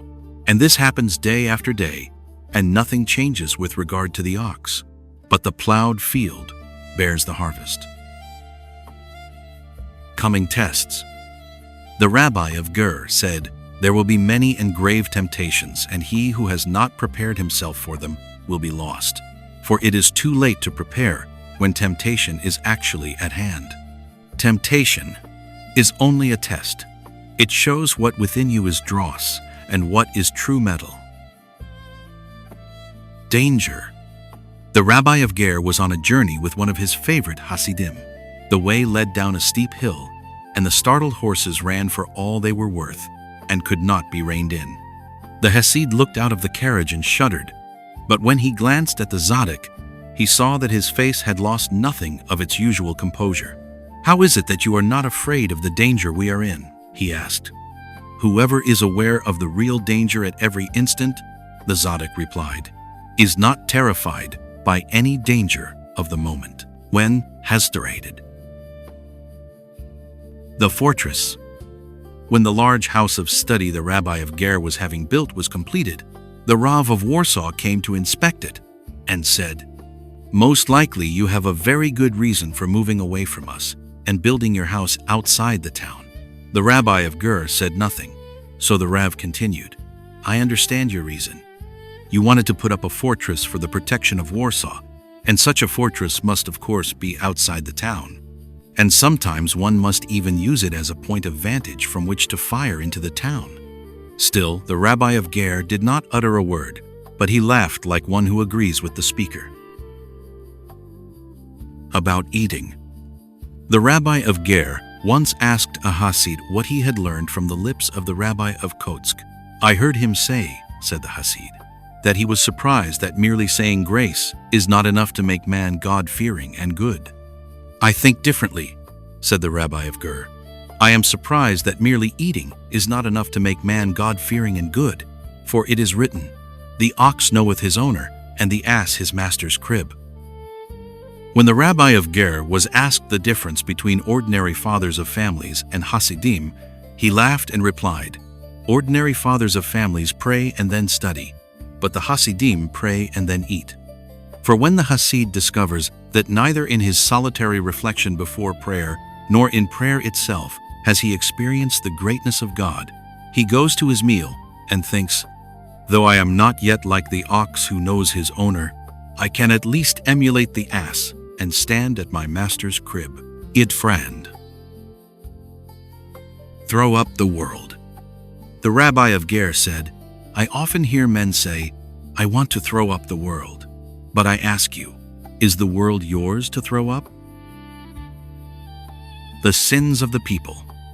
Sometime after the Feast of Weeks, the Rabbi of Radziman came to visit the Rabbi of Ger, who thought that his friend's face looked thin and tired. "What's the matter with you?" the Rabbi of Ger asked. "Is it only the great heat we are having, or is something troubling you?" "I am like this every year," said the other. "In the summer months, when those chapters in the scriptures which deal with Israel's wanderings through the wilderness are read. For there we hear of sin after sin, terrible sins, like those of the spies, and those when Israel joined himself unto the Baal of Peor, that such sins are reported as having been committed by a generation of knowledge. That is what keeps tormenting me." The Rabbi of Ger replied, "When they committed what is called their sin, they must have had a great purpose in mind. For it is out of their sins that the Torah was made. Do you think that a Torah could have been made out of our good deeds?" A sermon. Before the Day of Atonement, the Rabbi of Ger said to the Hasidim gathered around his table, "Hillel, our teacher, says, 'If I am not for myself, who will be for me? If I do not perform my service, who will perform it for me? Everyone must perform his own service.' And further along he says, 'And if not now, when? When will this now be?' The now that is now, this instant in which we are speaking, did not exist at any time since the world was created, and it will never exist again. Formerly, there was another now, and later, there will be another now, and every now has its own service. As we read in the Book of Splendor, the garments of mourning are not the garments of evening. Strive for the Torah with all your strength, and you will be linked to the Torah. But the 60 myriad letters in the Torah correspond to the 60 myriad souls in Israel, of whom the Torah is speaking. In this way, you will become related to the whole, and if you proffer yourself to the whole, you receive from the whole. You receive even more than you put into it. And so to your own now you can add something of your neighbor's now, of the good he accomplishes in that now. Furthermore, Hillel, our teacher, says, "And if I am only for myself, what am I? If God forbid I should be separated from the community, when could I catch up on my now? No other now can make up for this now, for every moment is concentrated in its particular light. He who has done ill and talks about it and thinks about it all the time does not cast the base thing he did out of his thoughts. And whatever one thinks, therein one is. One's soul is wholly and utterly in what one thinks. And so much a man dwells in baseness, he will certainly not be able to turn, for his spirit will grow coarse and his heart stubborn, and in addition to this he may be overcome by gloom. What would you? Rake the muck this way, rack the muck that way, it will always be muck. Have I sinned, or have I not sinned? What does heaven get out of it? In the time I am brooding over it, I could be stringing pearls for the delight of heaven. That is why it is written, 'Depart from evil and do good. Turn wholly away from evil. Do not dwell upon it, and do good. You have done wrong, then counteract it by doing right.' And so on this day before the Day of Atonement, let us feel a withdrawal from sin and a strengthening of the Spirit. Feel it in our innermost heart, and not through forced ecstasy. Receive it in our hearts for all future time, and be merry. Let us recite the list of our sins as quickly as possible, and not dwell upon it, but rather dwell upon the words of the prayer. And thou, O Lord, shalt reign, thou alone." Shame. While the Rabbi of Ger was in the midst of saying Torah, he heaved a deep sigh and said, "Something our sages said touches me to the marrow and devours at my vitals. They said, 'He who has no shame, his fathers did not stand at Mount Sinai.' Well then, and where is shame?" Emphasis. The Rabbi of Ger taught his disciples, merely by emphasizing a word ever so slightly, a man can cool his neighbor's fervor in the service of God. So, for instance, the serpent said to Eve, "And though God did say," as if someone said to you, "Well, and suppose God did say that, what of it?" A slight emphasis and Eve's faith was cooled and she ate of the forbidden fruit. The motive. The Rabbi of Ger was asked, what is the meaning of God's asking Cain why his countenance had fallen? How could his face not fall, since God had not accepted his gift? He replied, God asked Cain, "Why is thy countenance fallen? Because I did not accept your gift, or because I accepted that of your brother?" The three questions.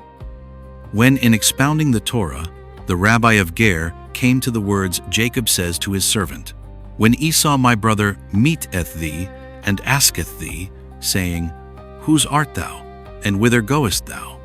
And whose are these before thee?" he said to his disciples. Note how much Esau's questions resemble the saying of our sages. Reflect upon three things: know whence you have come, where you are going, and to whom you will sometime have to give account and reckoning. Note it well, for whoever reflects on these three things needs much self-examination, lest Esau ask within him. For Esau too can ask about these, and bring heaviness into the heart of man. The darkness of the soul. Concerning the passage in the Scriptures, which deals with the thick darkness in the land of Egypt, where they saw not every man his brother, neither rose any from his place, the Rabbi of Ger said, "He who does not want to look at his brother soon gets to the point where he cleaves to his place and is not able to move from it." Seeing and believing. The Rabbi of Ger was asked, "It is written, and Israel saw the great hand." And further on it is written, "And they believed in the Lord and in his servant Moses." Why is this said? The question as to whether or not one believes can only be put while one does not as yet see. He answered, "You are mistaken. It is only then that the true question can be put." Seeing the great hand does not mean that faith can be dispensed with. It is only after seeing that we feel how much we are in need of it. Seeing the great hand is the beginning of belief in that which we cannot see. The real Exodus. The Rabbi of Ger was asked, why is it that the Feast of Weeks, which was instituted to commemorate Revelation, is referred to with the words, a commemoration of the departure from Egypt? He expounded, did not God speak to Moses out of the midst of the burning bush, saying, and this shall be the token unto thee, that I have sent thee, when thou hast brought forth the people out of Egypt, ye shall serve God upon this mountain. Their receiving the Torah at Sinai was the sign that they were now out of Egypt. Up to that time, they were still caught in the bondage of Egypt. The Eternal Voice. The Rabbi of Ger said, concerning the voice over Sinai, the scriptures say that it went on no more, and the Targumim take this to mean that it went on uninterruptedly. And the voice does indeed speak today as it did long ago. But now as then it requires preparation to hear it, as it is written, now therefore, if ye will hearken unto my voice, whenever we hear it, that now has arrived. The Wheel and the Innermost Point. On an evening in late summer, Rabbi Yitzhak Meir was walking back and forth in the court of the house of study in the company of his grandson. It was the first day of the month of Elul, and the new moon was in the sky. The Tzaddik asked whether they had blown the ram's horn, for this should be done a month before the new year. Then he said, when a man becomes a leader, all the necessary things must be at hand, a house of study, and tables and chairs, and one man is made the manager, one the servant, and so on. And then Satan comes and wrests out the innermost point, but everything remains just as it was, and the wheel keeps on turning, only that the innermost point is missing. The rabbi raised his voice, but, so help us God, we must not let it happen. Forgive me. When Rabbi Yitzhak Meir's mother died, he followed the bee weeping and begged her to forgive him. And before they closed the grave, he cried, in this world I am a man who is much honored and many call me Rabbi. But now you will enter the world of truth and see that it is not as they think. So forgive me, and do not bear me a grudge. What can I do if people are mistaken in me? Who is to come? On a certain Passover, many people were gathered in the house of the Rabbi of Ger. Suddenly he raised his voice and said to them, you should know that I'm not just like any rabbi. I do not crave money, and I am not out for honors. All I care about is turning the hearts of Jews to heaven in the few years still allotted to me, and I beg anyone who has no longing in that direction to stop coming to me. Those who seek me out because they want to gain a livelihood or have children or be cured would do better to go to someone else. But he who feels that something is lacking in the service he gives God and is troubled because sickness or worry about his livelihood or the desire for children are obstacles in the way of his service, I can help a man such as this, both on the one score and the other. 2 points of view. The Rabbi of Ger once asked one of his disciples, who was a guest in his house, what thoughts he had had on the way to him. The man replied, Hasidim come to the rabbi with all manner of requests, some because they have business troubles, other because they are sick or the like. What has all this to do with the rabbi? I asked myself. And what did you answer yourself? Asked the Tzaddik. I told myself, said the disciple, that the rabbi helps those who come to him to make the turning, and thus raises them to a higher rung, from which their prayers will more readily be heard. End quote. I see it differently, said the Tzaddik. The rabbi reflects, what am I, and what is my life, that these people should come to me and ask me to pray for them? Why, I am nothing but a drop in the bucket. And in this way, he makes the turning and is uplifted, and since he has linked his being to those who sought him out, salvation flows from him into them. This was the last journey this disciple made to his teacher, for soon after this the rabbi died. In the dust. Someone asked the Rabbi of Ger, why do people always weep when they say the words in the prayer? Man, his origin is of the dust, and his end is in the dust. If man sprang from gold and turned to dust, it would be proper to weep, but not if he returns whence he has come. The Tzaddik replied, "The origin of the world is dust, and man has been placed in it that he may raise the dust to spirit. But man always fails in the end, and everything crumbles into dust. The heart remains." In his old age, the Rabbi of Ger told this story. When I was still a student, Rabbi Shlomo Leib came up to me in the house of study and said, "Young man, you are known as the gifted Jew from Poland. So tell me why our sages commented on the verse in the scripture, 'Thou shalt love the Lord thy God with all thy heart and with all thy soul,' with the words, 'even if he takes your soul,' but failed to comment, 'even if he takes your heart,' concerning the other part of the verse which says we should love him with all our heart. I did not know what to say, for I did not consider his question a question at all. For to take one's soul simply means to take one's life. But what was the matter with me that I did not even wish to know what he meant? The older I get, the larger his question looms before me. If God so desires, let him take our life. But he must leave us that with which we love him. He must leave us our heart." The fear of death. The Rabbi of Ger once said, "Why is man afraid of dying? For does he not then go to his Father? What man fears is the moment he will survey from the other world everything he has experienced on this earth." Hanok of Alexander. Before God.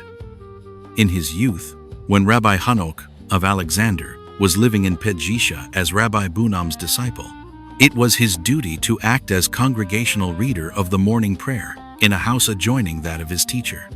Now he was in the habit of praying with vehement gestures and loud cries, quite differently from Rabbi Bunam, who spoke with his characteristic composure even when he conducted the services for the congregation. Once young Hanok was praying when the rabbi entered the room, and he immediately lowered his voice and stopped gesturing. But hardly had he done this when he reflected and said in his soul, "I am, after all, not concerned with the rabbi. I am standing before God." And instantly he resumed his stormy manner of praying. After the service, Rabbi Bunam had him summoned. "Hanoch," he said to him, "today I took great pleasure in your praying." Revelation. In his youth, Rabbi Yehiel Meir of Gostinin once attended a wedding in Bzisha. At the inn, they put him up in the same room with young Rabbi Hanok of Alexander, whom he had never met, and he was forced to share the bed with him. On the eve of the wedding, Rabbi Hanok played the wag, both in his actions and words, and this did not exactly serve to give his roommate a better opinion of him. But that night he noticed Hanok leave the bed very softly, and thinking himself unobserved, go into the anteroom. Yehiel Meir listened intently. He heard a whispering that touched him to his very marrow.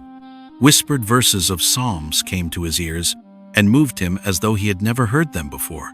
When Hanok returned, Yehiel Meir pretended to be asleep. During one of the evenings when the 7 benedictions were recited, Rabbi Hanok again clowned for all he was worth. He told of the merry pranks of a woman known as Hanele the thief, and his account was so vivid that the wedding guests were convulsed with laughter. Yehiel Meir stared at him in bewilderment. Was this the same man on whose fervent words he had eavesdropped that other night? Then suddenly, in the midst of his wildest jest, Hanok turned his head and looked straight into his eyes. And now Yehiel Meir saw before him what he had heard that night, and it was addressed to him. He trembled from head to foot. Secret. Rabbi Bunam used to say, "A secret is something you say in such a way that everyone can hear it, and yet no one who is not supposed to know can know it." But Rabbi Hanok, his disciple, added, "The secrets of the Torah are so well hidden that they cannot be communicated at all. As it is written, the secret counsel of the Lord is with them that fear him. They can be grasped only through the fear of God, and save through the fear of God, they cannot be grasped at all." End quote. Look into the book. A Hasid came to Rabbi Hanok and wept and complained about some misfortune which had overtaken him. "When I was in the elementary school," the rabbi replied, and a certain boy began to cry in class. The teacher said to him, "He who looks into his book stops crying." The threat. A prominent man threatened to thrust Rabbi Hanok down from all the spiritual rungs he had attained at a single blow. He replied, "You could not thrust me down to a lowlier place than the one I am already in." The butcher's sigh. Shortly after he had become a rabbi, Rabbi Hanok said, "A butcher was plying his chopping knife for all he was worth and chopped right on into the Sabbath. Suddenly it dawned on him that the Sabbath had come. He ran off to the house of prayer, and just as he rushed in, he heard them singing the hymn, 'Come, my friends, to meet the bride.' Then he heaved a deep sigh, and it was not the butcher who was sighing. It was the Jew who sighed out of him.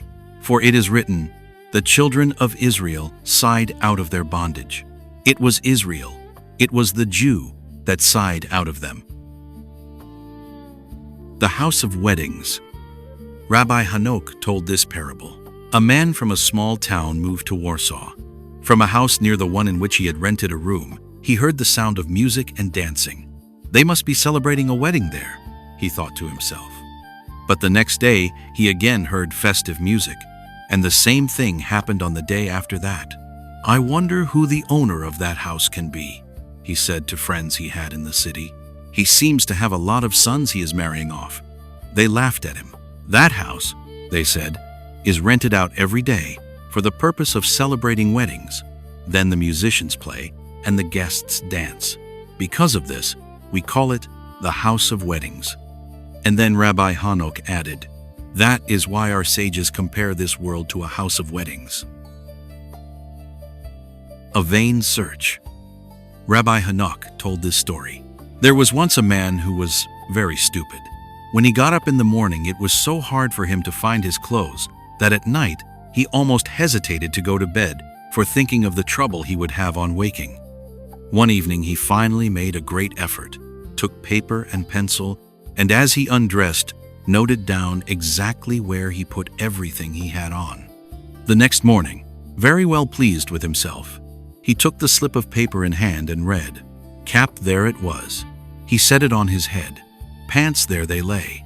He got into them, and so it went until he was fully dressed. "That's all very well, but now where am I myself?" he asked in great consternation. "Where in the world am I?" He looked and looked, but it was a vain search. He could not find himself, and that is how it is with us, said the rabbi. Scaring off. Rabbi Hanok told this story. A servant girl from Poland hired herself out to work in Germany. In that country, they use the term to scare off in their cookery. By this they mean pouring cold water into a pot in which meat is boiling, to make it easier to take off the scum.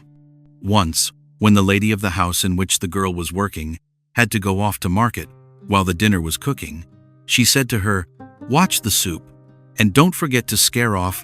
The girl did not understand the term, but she was ashamed to admit it. When she saw the scum rise to overflowing, she took a broom and threatened the pot on all sides until it upset and the soup spilled all over the stove. Now, if you try to scare off the evil urge when it rises up within you, the rabbi added, you will upset everything. You must learn to skim off the scum. The real exile. Rabbi Hanok said, the real exile of Israel in Egypt was that they had learned to endure it. Baseness. Rabbi Hanok was asked, "It is written, the children of Israel lifted up their eyes, and behold, the Egyptians were marching after them, and they were much afraid.